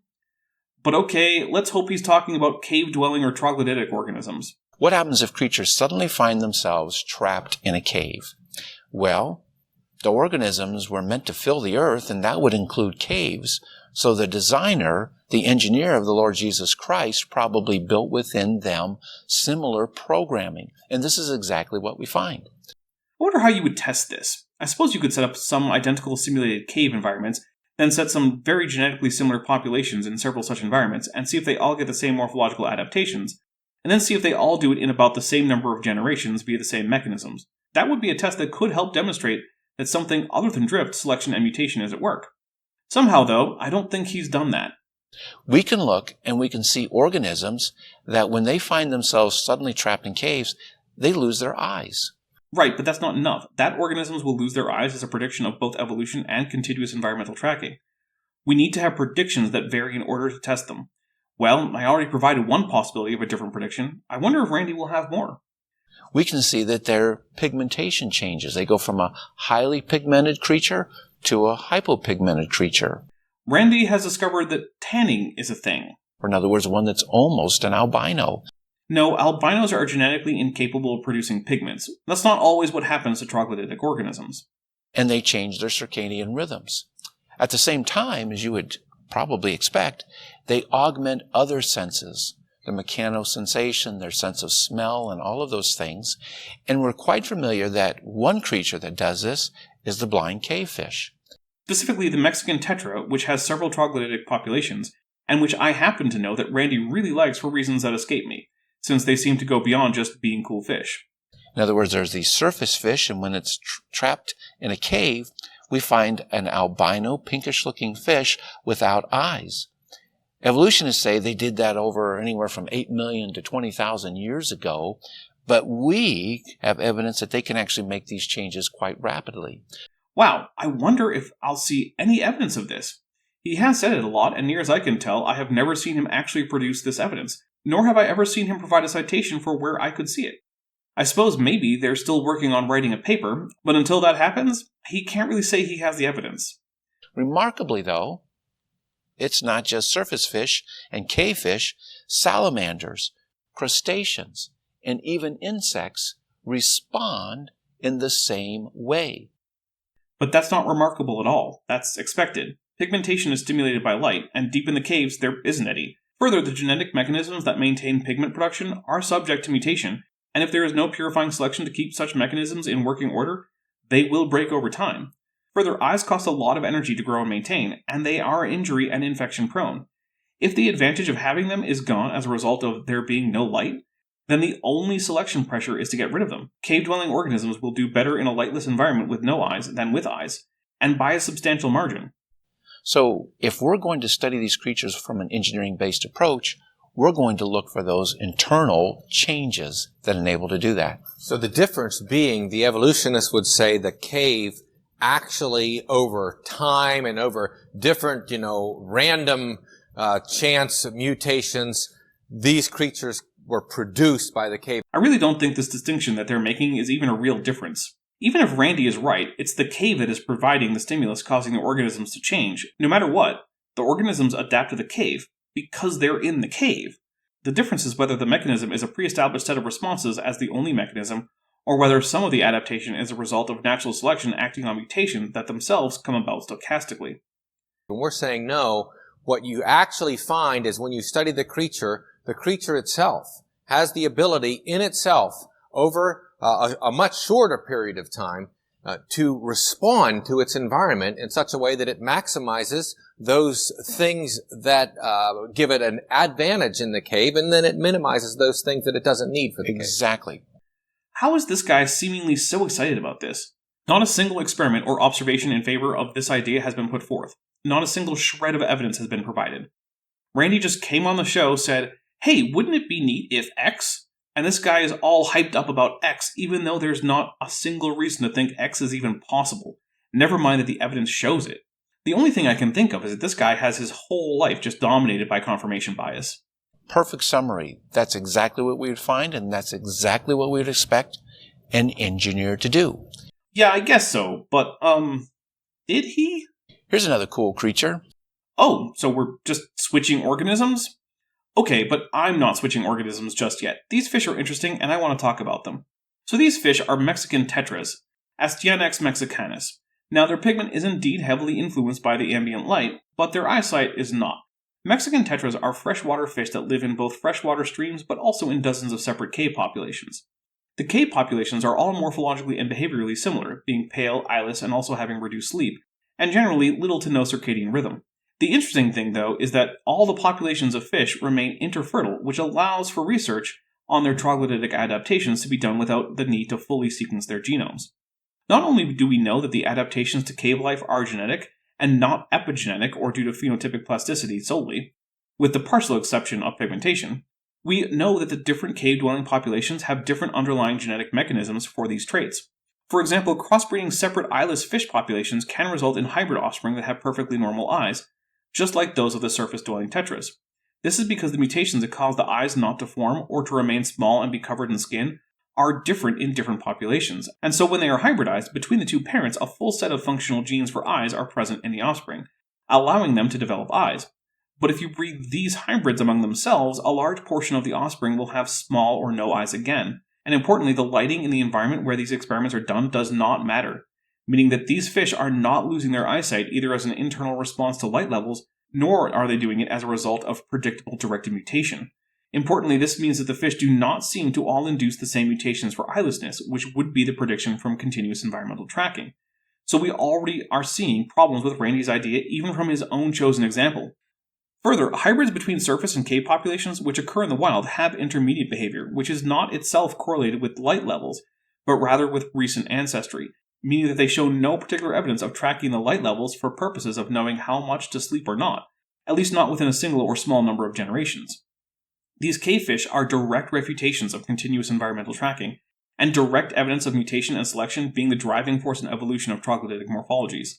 I can't tell if the reason Randy uses these fish, despite them being a direct counterexample to his ideas, is just because he's so stupid that he can't tell what's going on, or if he just hasn't bothered to actually check the research on them, or if he's simply dishonest. I suppose I should also touch on the pigmentation bit.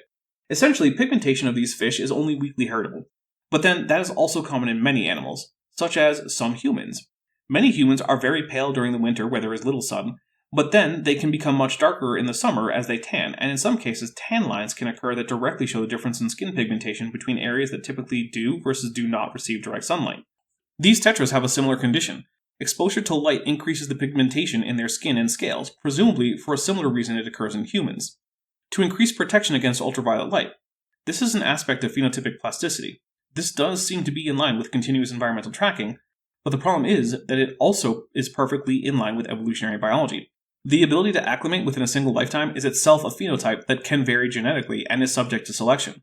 But this is exactly why it's normally called acclimation and not adaptation. Another example is humans who live on the Tibetan Plateau. They have genetic adaptations to high elevation. But then if someone from a lowland area moves to a high elevation place, like Denver, Colorado, they will eventually acclimate, but they will never adapt in the evolutionary sense as an individual. This ultimately is the problem with continuous environmental tracking. It seems, near as I can tell, to have three necessary components: epigenetics, phenotypic plasticity, and induced mutations. The induced mutations are necessary because we know for a fact that the difference in the adaptation between at least some closely related organisms, that even creationists would say share common ancestry, is due to genetic changes, which means that epigenetics and phenotypic plasticity are out of the running as explanations. Epigenetics and phenotypic plasticity are well integrated into modern evolutionary biology, and so pointing to them does nothing to diminish the explanatory power of evolution or bolster continuous environmental tracking. All this together means that the only area of disagreement between continuous environmental tracking and evolution is in mutation. Evolutionary biology says that while not all mutations are equiprobable, they are all stochastic, that is, in colloquial terms, random, at least at the level that humans can study them. There may be some deep underlying physics that makes them fundamentally deterministic, but because those outcomes cannot be predicted reliably, they can be treated as random for the purposes of doing science about them. Continuous environmental tracking, however, requires that at least some mutations, especially those that increase the fitness in a lineage, are not stochastic, and instead are reliably predictable and are induced as a result of new environmental changes faced by the organism. Of course, as I have noted several times now, this directly contradicts the 80 or so year old findings of the Luria-Delbruck experiment, which directly tested the idea and then found that it was falsified. Ironically, these fish are themselves another test of induced mutation that could either confirm or falsify continuous environmental tracking. We know that particular genetic sequences are associated with the eyeless trait and the high rates of wakefulness in these tetras. If they are the result of internally induced mutations, then they should correlate very strongly with the environment and less strongly with ancestry in these fish. For example, hybrids of two cavefish populations grown in the dark should retain eyelessness, whereas those grown in light should consistently have eyes. Similarly, wild surface cave hybrids should have their wakefulness primarily determined by light levels. But that's not what is actually observed in these fish. Eyelessness and wakefulness are entirely driven by ancestry regardless of environment. Another thing to note is that, oddly enough, continuous environmental tracking is supposed to be less environmentally centered, and yet, if it were true, the actual morphology, biochemistry, and behavior of organisms should be very tightly correlated to the environment, often within only 1 or 2 generations, but that's not what we see. The traits of organisms are much more tightly correlated with ancestry than with environment. This is seen even in humans. As a result of colonialism, there are now large populations of humans primarily descended from Europeans living in the tropics, and in many cases they are many generations removed from their ancestors who were actually born in Europe. Yet these populations have not evolved a darker skin that would be more advantageous in these sunnier parts of the world, and so they are more susceptible to skin cancer and sunburn as a result of UV damage than the populations indigenous to these areas. Why have these humans not sensed the increased sunlight in their new environment and simply induced mutations to increase melanin production to the levels common in those who have already lived in these areas for tens of thousands of years? Somehow, despite Randy complaining that evolution is centered on the environment, it results in organisms that are far less controlled by the environment than would be predicted by continuous environmental tracking. At every turn, continuous environmental tracking is either absolute nonsense or has already been falsified. It's no wonder other creationists don't seem to want to touch it with a 10-foot pole. Everybody can see the beetle on the left, and you can see this ant on the right, but that isn't an ant. This is a rove beetle. Yep, rove beetles are members of family Staphylinnidae, a beetle family that is most easily identified by their extremely short wing covers that usually leave over half of the abdominal segments uncovered. The paper Randy is using here, which is linked in the description, is a really interesting study about convergent evolution in various rove beetles that evolved an ant-mimicking lifestyle at least 12 separate times. And it lives in an environment with army ants, and army ants usually would attack this, but incredibly, this beetle, when it detects it's in the presence of these army ants, can actually change its shape to look like an army ant. See now, that's just a lie. These beetles contain 37 ant-mimicking beetle species, and these species are each tied to a particular army ant species that they mimic. There are no species that only sometimes mimic ants, or that can change which ant they mimic. Absolutely nothing in this paper says that individual beetles can even sense what ants they're around, never mind change their anatomy to mimic whatever ants they happen to detect. In fact, that's not even how insects work. Once they molt the final time, that's it, and that final molt is the molt to become an adult. Once that happens, the morphology of an insect isn't going to change short of injury. What this is actually reporting is the convergent evolution of ant mimicry across deep time, more time than Randy even thinks has existed. So here's an army ant, here's the beetle, the coloration is the same, the behavior is the same, they even smell the same. Well, the behavior isn't quite the same. The beetles are basically colony parasites, and so they do not tend to engage in all the same behaviors as the ants, and some of them even ride the ants. But many species do have glands that produce pheromones that allow them to integrate with the chemical communication system of the army ants they live with. In fact, the army ants, rather than eating this beetle, welcome it into its hive. It takes care of its brood, but not in a such beneficial way for the ants, because it's like 2 for you, but 1 for me. That's true. And it lives inside there because it can morph into looking like the army ants. No, it can't. Beetles of an ant-mimicking species will always mimic that species as an adult and cannot become non-ant-mimicking beetles, nor can they start to mimic another species of ants. What Randy showed on screen was not 9 morphs of the same species of beetle that they can swap between. It was 9 species spread across at least 8 genera. I cannot overemphasize the fact that Randy is just lying about this. There is no way he could have possibly read this paper and come to this conclusion. Either he didn't read it and is lying about having done so by citing it, or he read it and is now just lying about what it says. The other option, of course, is that he is profoundly stupid in a way that makes it hard for me to believe that he can even talk. In fact, it has been documented that it can morph into the shape of at least 9 different types of army ants. There's no it. This is a study looking at an entire family of beetles. The study looked at almost 180 different species, of which 37 are ant mimics, and none of those species are morphs of other species, because these species were recognized genetically, not morphologically. Just in using singular pronouns, Randy is lying to you. Along the way. And the researchers, you'll find this interesting. Am I going to find it interesting how Randy will misrepresent what the authors say? They write in this paper that they propose that the beetles were, quote, poised to look like ants, myrmecophily, and this ant-like adaptation. And they add that this near clade-wide pre-adaptive ground plan may underlie the repeated ant mimicry. Let's read that paragraph.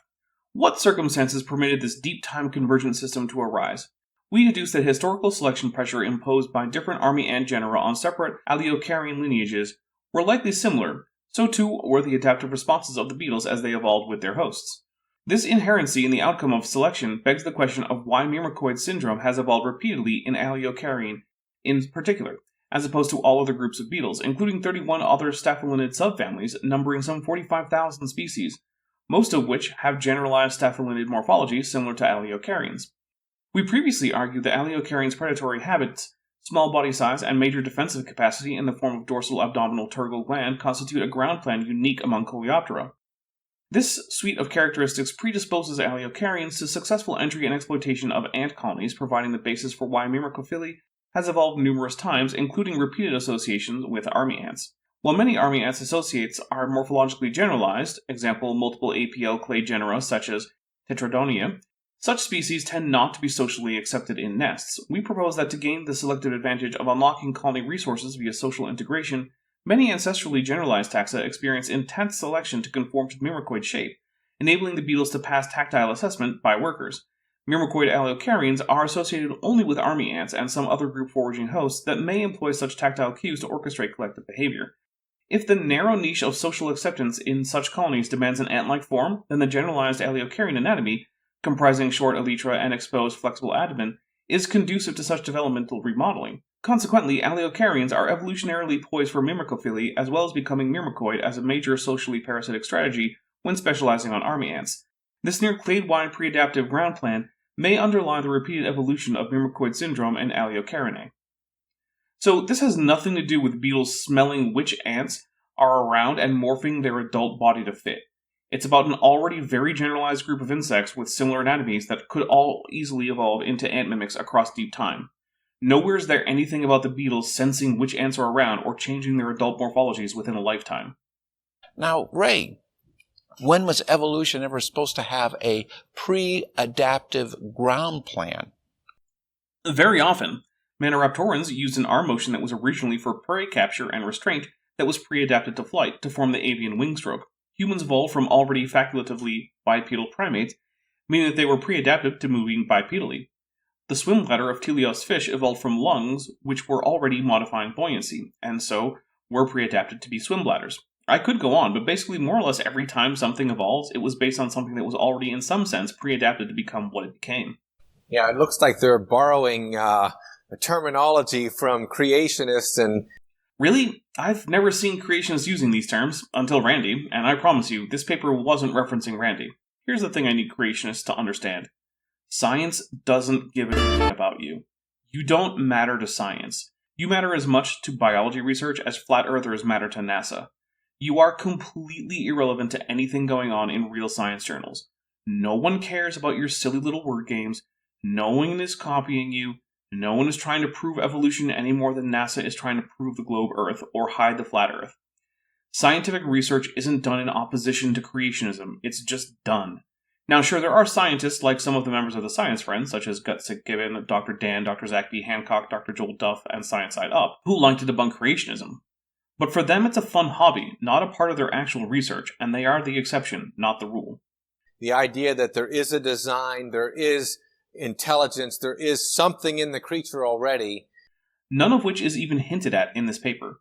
This guy is just hallucinating things that not even Randy said were there, and I'll bet Randy gives no pushback on that, even though he knows that not even he said that the paper imputed intelligence to the adaptive forces that made these dozens of myrmecoid beetles what they are. But really, their theory doesn't allow for that. No, it doesn't allow for that. I guess then it's good that the paper didn't say anything about any of that then. So this example from Randy, now that he's going on, was a paper that directly disconfirms his idea about morphing beetles that he lied about. He didn't even suggest a mechanism for any of this. He just implies that beetles can use phenotypic plasticity to look like ants, which isn't actually true, and even if it were, it wouldn't really help poke any holes in the theory of evolution. Here's another cool creature. It's called a stick spider.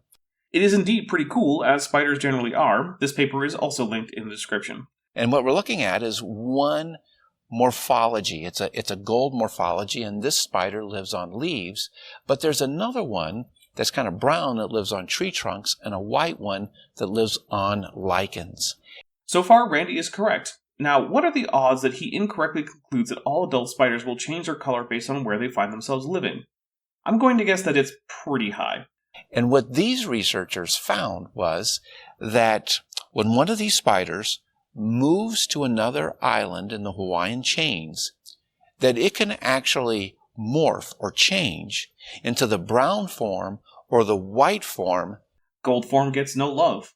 I am the Lord of all that is golden. Before the brown ones and the white ones from this current island actually get to the new island. Yep, he is once again incorrectly pretending that this is something individual spiders are doing, but it's not. These spiders are not morphing as adults as a result of seeing the color of their environment. They're adapting via actual genetic changes to a fitness landscape with very few peaks that have steep sides. And the environments from island to island all have about the same peaks, so they tend to favor only a very narrow range of morphologies for stick spiders. In fact, the paper itself talks about the fact that this kind of strong convergence is extremely rare and tends only to happen on islands, where the fitness landscape from one island to the next tends to be very similar, and where there are few fitness peaks or possible morphologies that are favored by natural selection. Nothing in this paper allows for a new mechanism of adaptation or even hints at it. Randy isn't blatantly lying yet, at least not as much as with the beetles, except about it being about individual spiders, when that's absolutely not the case. But it seems like, again, he either didn't read this paper or did and just decided to pretend that it supports him, when it does no such thing. Wow, so all of the ability to do that was already in that spider. It didn't need to randomly develop this over generations of time as the ones that couldn't do it died out and the other ones did. It was already there. That is literally the opposite of what the paper says. Let's see what the paper actually says about how this occurred. Support at the base of the Hawaiian radiation between the lineages of Kauai and Oahu is weak, likely consistent with the existence of both islands when the lineage initially colonized. Thus, while the phylogeny suggests that the lineage may have colonized the oldest island, Kauai, first, then hopped onto the second island in the chain in the direction of the younger islands, colonization of Oahu likely occurred very shortly after the lineage arrived. Estimates of the timing of divergence using a standard molecular clock for arthropods support this scenario, with the Ariamnes spider colonizing the Hawaiian archipelago approximately 1.7 million years ago, 95% confidence, limit 0.77 to 3.8 million years ago. Considerably more recently than the formation of the oldest island, Kauai, at 5 million years ago, and when both Kauai and Oahu were large islands, while the Maui-Nui complex had not appeared.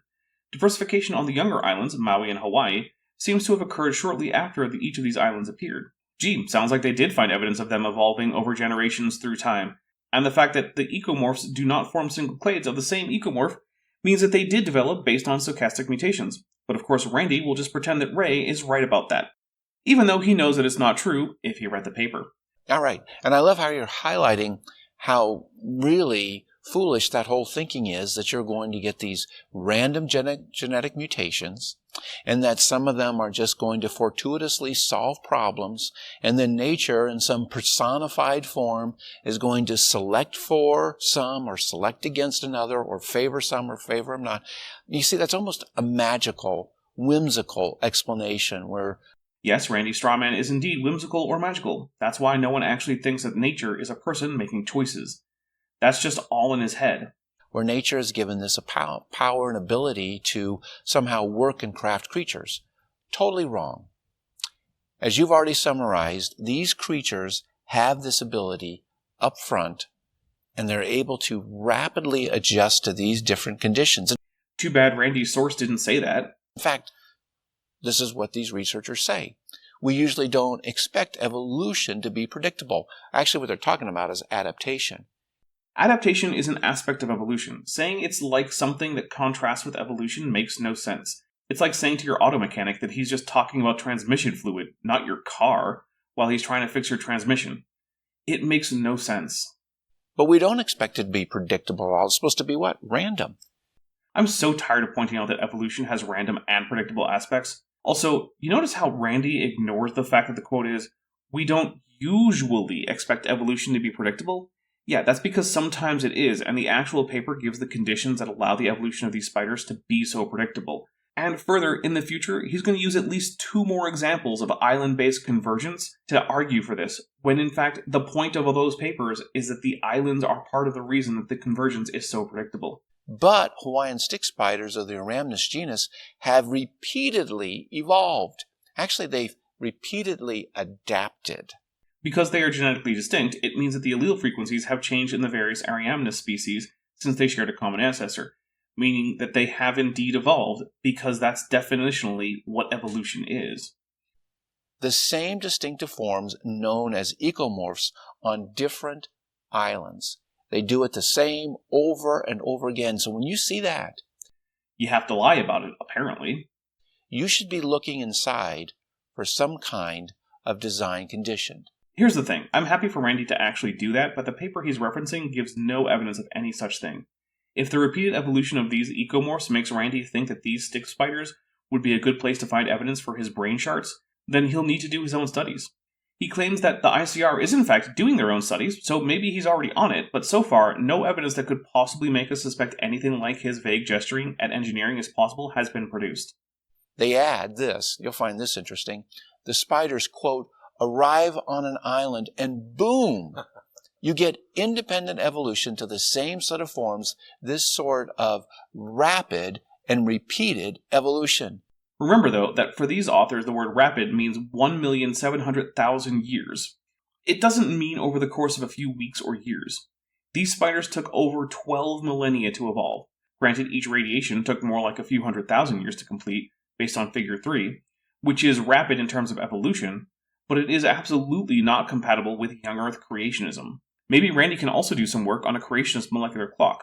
Good luck to him, but until then, the use of the word rapid means nothing that could possibly help him. Ray, when was evolution ever supposed to go boom? Yeah. You may be surprised to learn, but boom is not a technical term. That's why it's not in the paper, it's in the PopSci article. You can't get science from PopSci articles. You actually have to look at the research. You know, it's they're trying to be creative and clever. And on the one hand, we can be thankful that they're accurately stating what's happening. Yes, we should be grateful that the scientists are actually reporting what's happening. But then, Randy is just lying about it. So what Ray is getting is not the accurate statements of the scientists. It's Randy's cherry-picked quotations and lies. Now, I don't know if Ray is equipped to read this paper and understand any of it. I don't think it's a particularly long or complex paper. But then, I am not exactly some random Joe off the street when it comes to biology papers, whereas Ray probably is. But if Ray or anyone else wants to know what's going on in the paper, I would suggest not taking Randy's word for it. He is either extremely and offensively intentionally ignorant, or he's a liar. He has too many real degrees for me to say that he's just stupid. Clearly, Randy could learn and tell the truth if he wanted to. He chooses not to. In the sense of, sure, this is happening quick, but then they want to plug in their evolution and say, wow, this is so unusual. Evolution isn't something that was plugged into the data after the fact. The only reason they were able to recognize the rapid and repeated evolution of these ecomorphs is because of their use of the evolutionary techniques to recover a phylogeny for these spiders. Without evolution, we wouldn't even know that these spiders had adapted repeatedly. We'd probably just think that each ecomorph forms its own natural group of spiders that descended from an ancestor of that ecotype. But it turns out that's not what happened.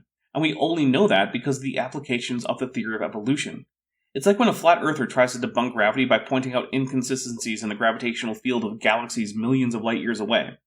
Measurements that only make sense if the universe is largely as we know it to be, rather than plastered on the inside of a crystal dome over a pizza planet. Ray doesn't know enough about evolution to realize the very thing he thinks is a blow to evolution only came to him because evolution is true in the first place. And actually, it's because that's not what you're seeing. Well, you know, they're so close. If we could just get them to say, wow, this creature already has this. That's why it's repeatable. That's why it always happens. It's in the creature. It would only be nice if they said that if they actually had evidence of that. But nothing in the paper provides such evidence. They didn't find a pluripotent group of spiders who could anamorph themselves into a new ecotype by relying on built-in color-changing abilities. The spiders, like all spiders, can't change their adult color during their life. The color relies on pigments that can't just change because they move to a new place. Randy is just making up these alleged built-in engineering systems. It is in the creature, and that's why they go boom. Boom. That's why they go boom. Abracadabra. That's, well, yeah. And No, they do that because it makes for a catchy quotation for a PopSci article. That's it. There's nothing deeper than that. Some scientist talking off the cuff in an informal setting to a non-expert use the word boom. It doesn't really mean anything. There's no conclusion that can be drawn from this, except that the scientist wanted to impress on the readers of the article that this kind of evolution is uncommon and rapid compared to what we usually observe.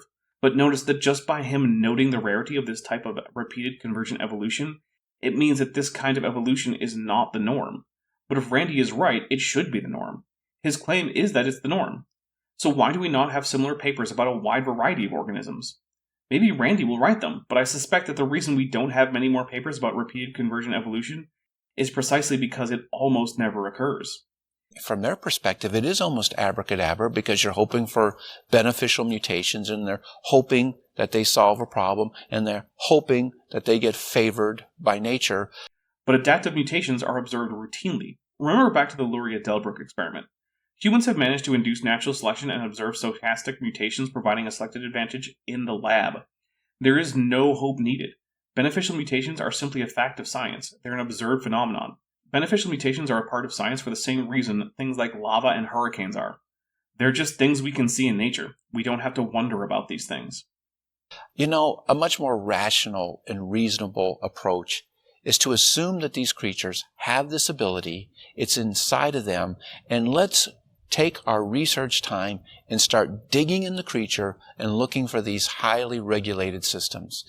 I mean, it's way less rational, but I like the ambition here. I in no way want Randy to give up looking. I just want him to stop lying about science as an excuse to do so. But ultimately, this fringe pseudo-idea is his to test. No scientists are going to do it for him because there's no reason to even suspect he's right. Until his results come out, though, all I can go on is the science that is actually being done already and has been published on. So far, even his favorite examples have provided no evidence that he's right, and in fact have provided evidence that falsifies him. Inasmuch as something as incoherent as continuous environmental tracking can be falsified. You know, that's an important point. It's not just that, okay, they're wrong in the way they're describing it. Science could do so much more. Actually, I am with Ray here. If Randy could actually provide a better model for adaptation than what we currently have, it would indeed allow scientists to do much more and learn much more. That's why I'm extremely skeptical. I hope Randy is actually telling the truth that he's doing new research. Maybe he'll break the creationist mold and actually teach us a thing or two, opening up new avenues for scientific inquiry. I'm not going to hold my breath, though. If it actually began with the way things really are and then advanced from there rather than trying to just manufacture evolution into these changes. No one needs to manufacture evolution. It observably occurs. And these data that Ray thinks help Randy were only able to be compiled thanks to the techniques of evolutionary biology.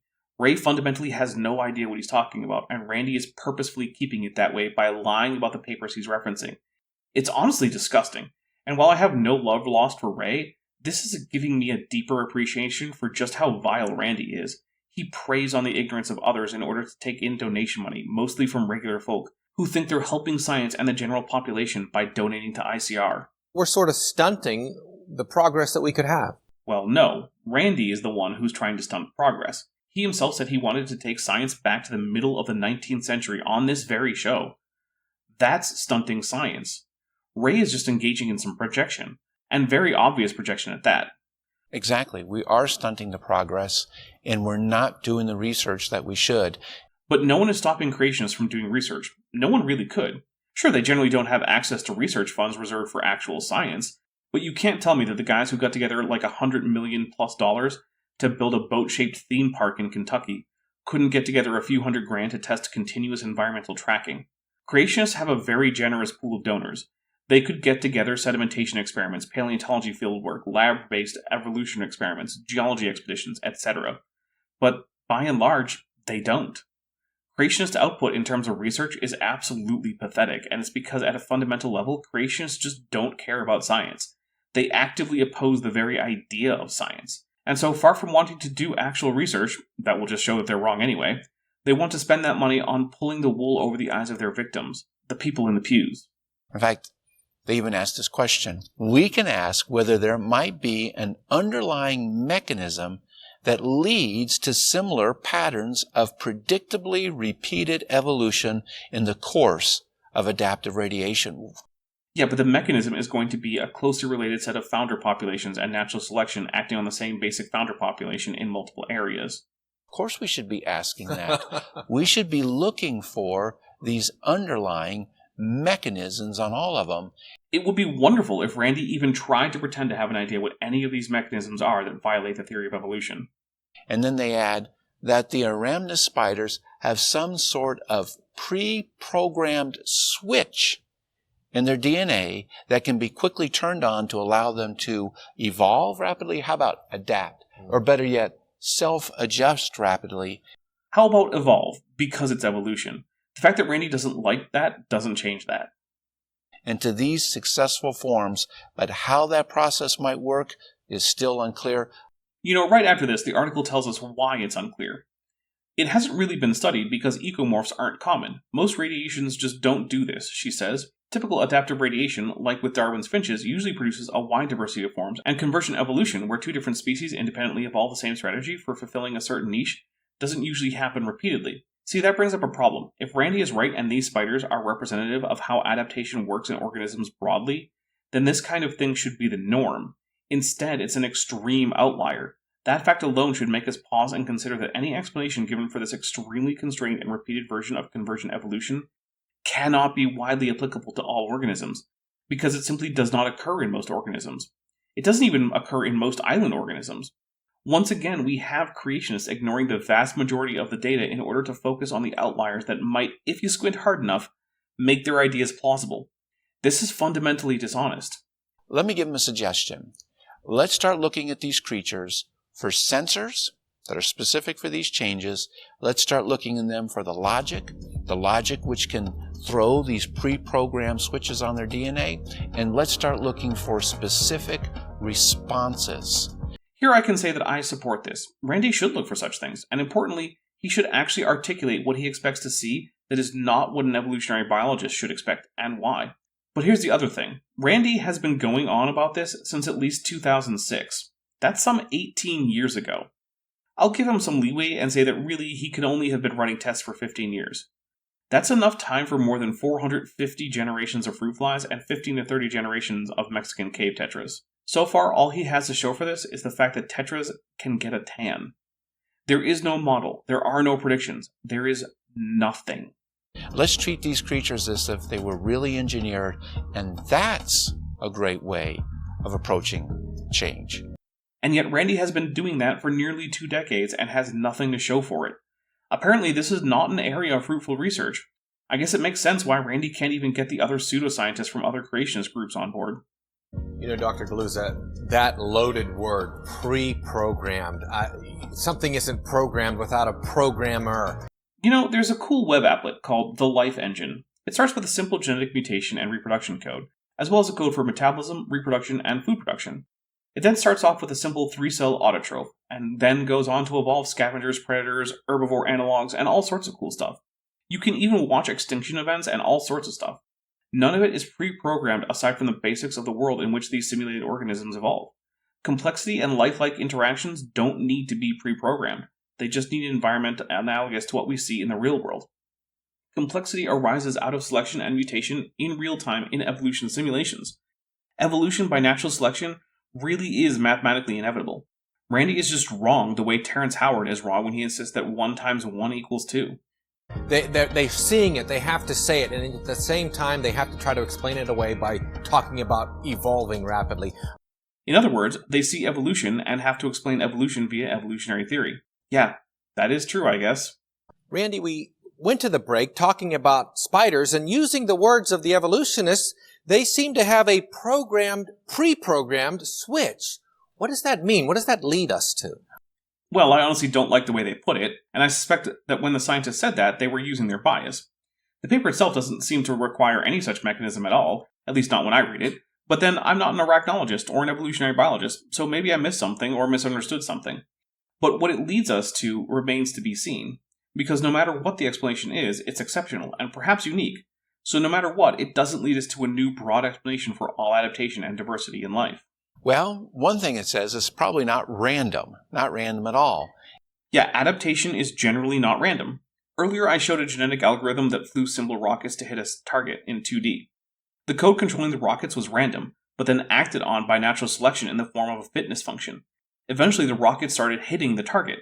That happens pretty much every time you run the simulation. That the rockets hit the target is not random, it's very predictable. Exactly how many generations it takes and exactly how they do it is random, because the initial code and subsequent mutations to it are random. But that's the thing, random events with non-random selection can get you predictable results. Here's a very little example. As I'm writing this, I have grabbed 9 6-sided dice. If I roll them, how long will I have to roll them on average to get all 6s? It's over 10 million. But what if I can keep 6s and re-roll everything else? Let's just do it. The first time around I got lucky and got 3 6s. On the second roll I got 1 more 6 for a total of 4. The third roll got me another 6 for a total of 5. The fourth through 6th rolls had no 6s, but then the 7th roll had 1, bringing me to 6 6s. The 8th and 9th roll also gave me nothing, but then the 10th roll gave me another 6, bringing us to 7 6s. The 11th and 12th rolls got me nothing, but lucky 13 got me my 8th 6th. Finally, on my 16th roll, I got my final 6. That's a whole lot fewer generations than 10 million.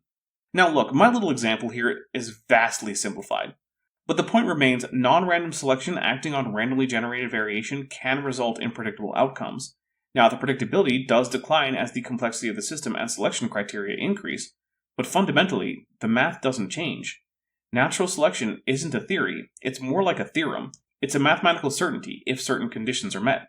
And that the organisms have these solutions to the problems, in other words, to fit in the different tree environments that they're living in. Only one of the stick spider ecomorphs is associated with arboreality. And therefore we should be looking at creatures in themselves for these kind of mechanisms which enable them to rapidly adapt. Cool, but it's been nearly 2 decades. Where's the mechanism we were promised? Nowhere! So if we can switch gears a little bit from spiders over to mice. Sure, why not? Speaking of why not take a second to hit like on this video and maybe subscribe and turn on all notifications so you'll never miss one of my videos. What we're looking at here is a gal named Hopi Hoekstra. She's a professor at Harvard University, and she's one of the leading researchers of mice. And she's made an interesting discovery. She found that mice that live in the prairies have short tails, but when they travel and they start to live in forests, they end up with longer tails. Once again, Randy is phrasing this as if what's going on is that the individual mice move into forests and grow longer tails. But that's specifically not what's happening. The long-tailed mice actually have more tail or caudal vertebrae than the short-tailed prairie mice. That's not something that's going to happen to an adult mouse. Adult vertebrates don't just grow extra vertebrae because they moved house. Already, we're off to a bad start in the sense that it seems that Randy is already lying about his source. And I've never even seen a mouse living in trees or living in the forest with a longer tail. Lucky for all of us that science isn't based on the personal life experience of one old white guy who lies to his co-religionists for a living. But she's discovered this, and she found that when they go from the Midwest to either forests on the East Coast or the West Coast, that they actually have a longer tail. And I just put the picture up there on the screen so that people can see that. You see West and East and prairie and forest. Sure enough, the mice that are living in the forest have these longer tails. Yep, he's right about that. And they conclude, and I tried to summarize what they're saying here in a shorter quote for them, that from a short-tailed prairie-dwelling ancestor. Now that's a tongue twister. Short-tailed prairie-dwelling ancestor is a tongue twister? Let's hope that Randy never has to learn about Mary Anning, because she sells seashells by the seashore. For geographically distant populations that arose across North America, longer tails have, here it goes again, evolved repeatedly in similar forested habitat. But we would say they've adapted. They've self-adjusted repeatedly to these similar forested habitats, and this is what's important. Hey, there's something that's important that the paper notes, that the forest mice from western and eastern North America have differences in both tail length and vertebrae count, with western forest mice having longer tails with more vertebrae. So if these mice are responding predictably and mechanistically to the same environment, why aren't they adapting the same way? It's almost like this paper doesn't actually do much to help Randy's case. Variation in these traits is controlled by separate genetic loci. That means different genes. Yes, the tail length and the tail vertebral count are indeed controlled by different genes, and this was tested by hybridizing a captive prairie mouse population and a newly caught forest mouse population, and then examining both F1 and F2 hybrids, and noting that F2 hybrid tail length and vertebral length were not tightly correlated as they were in the original F0 populations or the F1 populations. I'm not sure what significance Randy sees to this. Suggesting that this is not a random process, but implicating similar mechanisms of tail elongation in eastern-western populations. Here's a fun thing. That Franken quote is not just from separate paragraphs of the paper, but from separate sections. The first half is from the abstract, and the second half is from the introduction. Always check creationist quotes, because 9 out of 10 times they are deceptive. So the full context from the introduction is, one way in which researchers have implicated a role of natural selection in driving phenotypic change is to show repeated evolution of a trait in similar environments. Such correlations, when controlled for phylogenetic relatedness, can provide evidence for selection rather than the stochastic process driving the evolution of a trait of interest. The paper is literally reporting on evidence for natural selection and finding that the null hypothesis of genetic drift can be rejected in cases like this. Randy, on the other hand, is cherry-picking quotes to make it seem like the authors are finding evidence against natural selection, because that's his whole goal here. Randy is lying to you. He's lying to me. Most importantly, he's lying to all the people who would give him their hard-earned money so that he can spread scientific illiteracy during a time when there's already a crisis of people ignoring sound science to the detriment of not just themselves and not just their society, but the whole planet. What Randy is doing should disgust you. He is a repulsive excuse for a man who wouldn't know the 9th commandment if God himself came down and broke Randy's nose with a stone tablet with the commandments inscribed on them. The two genetic genes they're talking about is the number of vertebrae increase and the length of the vertebrae increase, and they do this repeatedly over and over again. That's subtly wrong, though. They did not find that there was a single gene for vertebral length and another for vertebral count. They just found that they were not the same gene or genes. There could be multiple genes for either. The actual genetic mechanisms for tail length were not discovered because the genomes of these mice was not examined with that purpose. Instead, only partial genomes were used with focus on the mitochondrial DNA for the purposes of doing a phylogenetic analysis to see if the longer tails in forest mice had developed once or more than once in deer mice. Now, we cannot say how many loci were involved, just that more than one was. And of course, when Randy implies that the same changes happen to forest mice separately, he is ignoring the fact that they do not happen to the same extent, meaning that they are unlikely to be the result of some underlying fully deterministic mechanism. Additionally, because we know that the traits involved in this study are genetic and heritable, we have to have a mechanism for induced mutation for Randy to be right. Not only has he failed to provide one, all experiments to test for such mutations have failed to support the idea that organisms induce mutations in response to novel environmental stimuli. He would need to provide some mechanism and then test it before he could say that any genetic adaptation even could be the result of his continuous environmental tracking idea. What an admission that is, that they're not saying that it's the environment that's randomly causing this over a long period of time, but it's in the DNA. Yeah, they're saying that because that's what evolution is. The environment doesn't cause specific mutations, neither do the organisms. The organisms have a background mutation rate of stochastic changes to their DNA, which can be increased or decreased by environmental factors such as ambient radiation and mutagenic chemicals, but can't be steered by the environment or the organism. The role of the environment is simply to act as a filter for what mutations are going to be eliminated or spread, and it's not the only factor in that either. Evolution is at its foundation a change in allele frequencies across generations. That means that it's in the DNA. That's the whole point. I fail to see how it could be an admission by biologists that evolution works the way the theory says it works. Ray clearly has absolutely no idea what he's talking about, and of course Randy isn't about to explain it to him. I mean, they admit that it's already there, and yet it's pointless to be there unless the environment provoked it. Yes, again, according to standard evolutionary theory, variation is not directly caused by the environment, and various pre-exist new selection pressures. We've known this since the 1940s, and it works against the idea of a pre-programmed engineered system of non-stochastic adaptation, whether the impetus for the non-stochastic change be extrinsic or intrinsic to the organism. Ray is just badly describing evolution and saying how crazy it is that scientists would accept these things that are yet more evidence for evolution, and then not realize that they should reject evolution. This would be like if I told Ray that I had decided to reject Christianity because it turns out that Jerusalem is a real place. Right, if their theory is right, but If what God has done is right, well, we would expect God to give it a variety of abilities to continue to live and function and respond. He says that, but I don't think it's true. Let's remember that when creationism first started out, they held to species fixity. That was the actual prediction of creationism. This idea of allowing for speciation and adaptation to new environments isn't a prediction of creationism. It's an accommodation that was only reached after much complaint from creationists, and only after it became extremely obvious that a species fixity was not only false but also a problem for the arc story. Creationism never predicts accurately in a way that could differentiate it from evolution. It makes predictions that turn out to be wrong, it makes predictions that are just the same as evolution, and it accommodates evidence that runs contrary to its predictions. That's because creationism is pseudoscience, and those who push it are not concerned with rigor, science, predictability, or anything to do with the truth. They are identitarians who want to keep their us versus them mentality going as strongly as possible, often at the expense of society as a whole.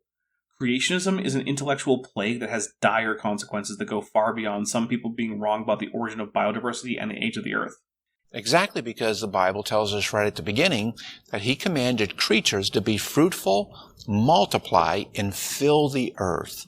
He did, but isn't it odd how it wasn't until well into the 20th century that any creationist thought that it was not compatible with species fixity? What a wonderful insight that is. That means these mice can fill prairie environments, they can fill forest environments, and I don't know exactly what the longer tail does for them. What the He doesn't know what the longer tail does for them? Is he kidding me right now? If he read the paper, he'd find that it helps them with climbing, and since it's not prehensile, the only real option is balance. See, here's the thing. If you had asked me why forest mice had long tails before I read this paper, I'd say I didn't know. But after reading this paper, now I do. It's for climbing. I'm less confident about the mechanism, but I'm still pretty confident about it. How could Randy have read this paper and not know that? The only conclusion I can read is that he just didn't read it. He saw some keywords that caught his eye and has been citing this paper for years, all without ever actually reading the damn thing. This is academic, although not criminal, fraud.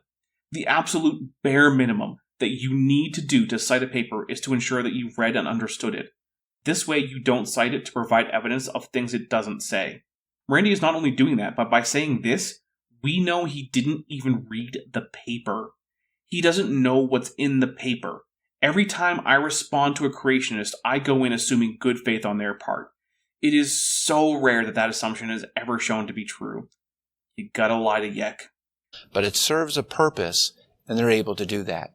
Yeah, climbing, like it says in the paper Randy is citing. You know, the thing he's talking about right now. The thing he cut up like a dead pig to serve up in slices on this show. I'd like to close with just 2 more quick examples. 2 more would make a total of 2 if they actually support his ideas. These are dealing with lizards. At least it's fellow reptiles this time. I like reptiles. And this was an interesting case down in Brazil. There was a river and they put a dam in it and it made a lake and rapidly flooded the area and creating all these little separate islands. And before they had the islands, there were living in that area some large lizards and some small lizards. This paper is about Gymnodactylus amarali, a species of gecko endemic to Brazil. I can't seem to find a common name for them in English. Basically, a valley was flooded for a hydroelectric dam, and 5 spots that had previously been the peaks of mountains became islands. Several species of termite-eating lizard that had existed on those mountains went extinct as they apparently had trouble eating enough. But the smaller G. amarali did not go extinct, and so was now alone on each island with a new food source that was going unexploited in the form of larger-bodied insects. As a result, all the island populations evolved larger heads to better exploit the new food source. And the large lizards were able to eat the termites, and the small lizards could never get termites to eat. Specifically, 5 lizard species larger than G. amarali, all of which fed on termites, as does G. amarali, and all of which were bigger than it, and all of which went extinct, at least on the islands, not the mainland. But interestingly, after they made the dam and flooded this, creating these separate populations, the large lizards went extinct. Nope, and it's just that G. amarali specialized in smaller termites, and the larger lizards ate larger termites. That's in the paper Randy is citing, meaning he should have read it. Evidently, once again, he's just a fraud. And suddenly the small lizards could eat the termites. Yep, presumably in these new, very small and fragmented habitats, they had trouble getting enough food. But they're large. And interestingly, on all of the islands, the head of the small lizards got bigger so that it could eat the termites. And it did it predictably on all of the islands there. Again, no, they were always eating termites. They just now had available to them larger termites, but those were at first too big to be eaten. And in fact, this little graph on the left shows head length to body length for two different populations, mainland populations and island populations. Yes, but significantly, on two of the islands closest to the mainland, which were the ones that separated last, the heads are actually intermediate as predicted by evolution, because of the integration of nearby mainland lizards into the gene pool of the island lizards more recently. And these folks said that this provided, quote, strong evidence that the traits can change what? Predictably and precisely in ecological communities, and illustrates that populations can respond both rapidly and in parallel to ecological changes. Oh hey, look at that! Two of the island populations are intermediate. That's kind of the thing you'd know if you read the paper, something Randy doesn't seem to have done. And I mentioned to you earlier that the literature is saying that adaptation is being characterized as highly regulated. And yes, but the paper uses natural selection to make the predictions that in the paper are then confirmed. What mechanism is Randy using? None. He doesn't have one. Yet again, we have a paper that the authors present as supporting natural selection, but Randy is using as evidence against it without justification. Rapid and repeatable and predictable, and this is exactly what we're seeing. You know, he did say that, but he also has yet to give an example of a paper using the phrase highly regulated to characterize adaptation. And that's a really good point, and we haven't really expanded on that, but it's only what we're seeing in cases where separate but extremely closely related populations are entering very similar but geographically distinct environments. There's no evidence we can generalize this to all organisms, nor has Randy actually provided a mechanism that would account for this. The only mechanisms he has actually mentioned do not affect the genome, and so are insufficient to account for his examples. When you think of the possibilities, let's just assume that the evolutionists are right for a moment. It's not even a point at all, never mind a good one. That things just change randomly. You mean let's assume the thing that all of Randy's papers conclude? Okay, sure, let's do that. Just according to mutation and time and what works and what doesn't work? Nope, that's a straw man of evolution. Mutations are random, drift is random, but selection is not random. But what works and what doesn't isn't random, so evolution cannot be simply characterized as random. Why would it always be that the lizard's head gets bigger? Why not have its stomach evolved so that it could eat plants? Because the animal is already adapted to eat insects, and eating slightly bigger insects requires fewer changes than switching to an herbivorous diet. And so, since head size already varies anyway, that variant is already around to be selected for. Maybe in the long run there will be a switch to herbivory in these lizards, but the islands have only been islands since the 1990s. That's a pretty short time to entirely switch an organism's trophic apparatus from adapted to termites to adapted to fruits and leaves. Or, a million other things. And yet every time it's always the head gets bigger. And that's, when you think about it, that is such a specific sort of thing that it would do it again and again and again if it was random. Right, but it's not random. Maybe the lizard gets wings and it can fly and eat butterflies now. This guy clearly thinks evolution is just citationism, where a crocodile could lay an egg that hatches into a bird. Evolution is something that happens with only minor changes over the generations. Evolving wings is a huge change, and these lizards already have highly specialized limbs for climbing, which is already a great survival mechanism for them. The idea that they would evolve wings in the course of fewer than 30 years is absolutely insane. But if it happened, it would actually be pretty good evidence that something other than evolution was going on. So we have yet another example of a creationist requesting as evidence for evolution something that, if seen, would actually falsify evolution. Randomness would allow for all sorts of things to enable that creature to survive.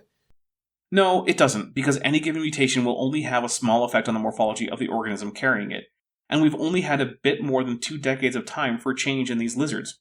Only relatively small changes could have happened in that time, and further, evolution tends to follow the path of least resistance. If a lizard can do better by having a bigger head, that's more likely to be the immediate change than getting a flying lizard.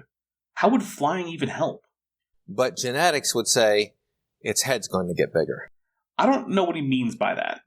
And we can predict it, and it happens every time. That's exactly right, and it's very specific to the need. And was predicted in that paper in some detail by using evolutionary biology based on natural selection, meaning that this whole thing is at best neither evidence for or against continuous environmental tracking. This is yet another example that does nothing to show the inadequacy of natural selection. Indeed, provides support for it, since it was used to make predictions about the lizards that ended up being true. And then finally, just close with one other lizard. What we're looking at is a man named Jonathan Losos. He's probably the world's leading researcher on these common lizards that we see everywhere. They're called Anolis lizards. I do like those. And he's researching in the Caribbean. And he researches all over islands, and he found that on islands with large trees, the lizards have long legs, and on islands with like scrub brush, they have short legs. Okay, so just the exact same thing except with legs instead of mouths. Great. Well, a natural experiment happened. A hurricane came through and killed all of the lizards on 7 islands. And they all had scrub brush vegetation. So he did an interesting experiment. He went to islands that had trees, and he took lizards with long legs, and he repopulated the islands with the scrub brush vegetation. That seems ethically dubious, but based on what I know of evolution and embryology and how easily something like limb length can vary, I'm going to guess that in short order the lizards evolved shorter limbs. And this is what he says. Our prediction, well, there again, they shouldn't be able to predict anything. It should be random. Then how did they predict it, Randy? How did I? The fact that they're doing things Randy doesn't think they should be able to do should give him a clue that maybe he doesn't understand evolution, and his version of it that he's arguing against is a straw man. The fact is they do make this prediction, and Randy needs to deal with that, figure out how they did it, and why. Maybe if he did that, he would realize that most of his ideas about continuous environmental tracking are meaningless, and he'd at least have the possibility of creating a new idea that has some mechanism and makes novel predictions, instead of a gigantic pile of nothing like he has now. Our prediction was that they would evolve. How about adapt? Well, since adaptation is part of evolution, I'm fine with either word here. Shorter legs. Look, and they did. Over the course of 4 million years. It's so disingenuous to make fun of evolution when its predictions come true. Here's a scientist working in a well-established theoretical framework who is making accurate predictions, and then all Randy can do is pretend that because this change didn't take as long to occur as, say, the change from a flightless dinosaur to a bird, that therefore the successful predictions just don't count and are laughable. No. Over the course of 4 years, average limb length steadily declined on all 7 islands, exactly as predicted. And note, as predicted by evolution via natural selection. Randy may not like that that's the prediction natural selection makes, but it is. Any point he tries to make based on the premise that natural selection predicts something else is flatly wrong, and he knows it, because he read what the prediction of natural selection was off of his own slide. All 7 islands were evolving. How about all 7 islands, the organisms were self-adjusting in lockstep with specific changes to the specific condition. How about no, because evidence of a confirmed prediction of evolution by natural selection isn't reason to suggest a new, undefined, and so far unevidenced mechanism for adaptation. How blind do you have to be to not see that the creature has this ability and it's going to do it every time? Because if it was random, again, maybe it turns into a snake and slithers, or... You mean like glass snakes? A group of lizards that evolved a slithering limbless condition independently of true snakes? How about that? The very thing he asked for is something we also have. But also note how he's asking for something that in this case was specifically not predicted, while just glossing over the fact that what happened was exactly what was expected if evolution via natural selection were true. Or does something else. So many possibilities. Not really. Leg length already varies in anoles, and when finding themselves in a place where the shortest legs are more fit, you'll find a decrease in average limb length over time as the longer-limbed lizards have a harder time reproducing as much as the shorter-limbed lizards. That's 100% in line with evolutionary expectations, as evidenced by the fact that when a biologist applied evolutionary theory to these lizards, that was the exact prediction he made. And yet it's always the shorter leg? Come on. I know. Yeah, how silly of scientists to take confirmed predictions of evolutionary biology as evidence of the validity of evolutionary biology. It's exactly there. So what we're really looking at in so many ways is a type of engineered adaptability where these organisms are able to continuously track environmental changes with responses that can be predictable and precise to solve problems. You know, theistic evolution would also allow for that, and it's not contradicted by basically all the evidence that we have. Nor does it require people to just ignore the successful predictions of evolutionary biology. But oh well, that's all Randy has. After that, Randy just has his metaphorical members sucked by Ray for a few more sentences, and then the show is over. It's hard for me to comprehend just how void of any substance continuous environmental tracking is. I really want to be able to investigate it, to come up with ways to test its mechanisms, see what predictions it can make. But I can't. There are no mechanisms. There are no novel predictions. It's just a bunch of vagueness tossed around in a way that will make a certain kind of theist feel warm fuzzies in their heart. Also, of course, it comes with just blatant lies about science, as is expected. Oh well, I guess that's where we are with this attempt at an idea. It's just nothing. If you enjoyed this video, please hit like and tell me what you liked in the comments. If you didn't like it, then hit dislike and let me know what the problem was. Either way, please subscribe if you haven't, and turn on all notifications so that occasionally YouTube might tell you about my content, if they feel like it, regardless of your wishes. I'm the Dapper Dinosaur. Hey, before you leave, I just want to take a second to thank my patrons and channel members, especially those pledging $20 or above. Ben Tovand, Phil Ravara, Tapioca Weasel, Whispers, John Ackerman, Strawberry Vein, Dr. Tapioca Weasel, Elaround Teller, Horseflesh, Ian Chen, Kelvin Brostick Van Manen, Landon Knoll, Mabdy Babbity, Sphincter of Doom, and Ballus. It's because of my channel members and patrons whom you're seeing on screen that this channel can stay afloat. Without you, it would all shut down. If you want to join the team, there's a link to join the channel below this video, and there's a link to join the Patreon in the description. On the Patreon, you can get a 10% discount for pledging annually, and either way, you get early access to virtually all of my scripted videos, often 3 to 5 months before they come out for the general public. Thanks for watching.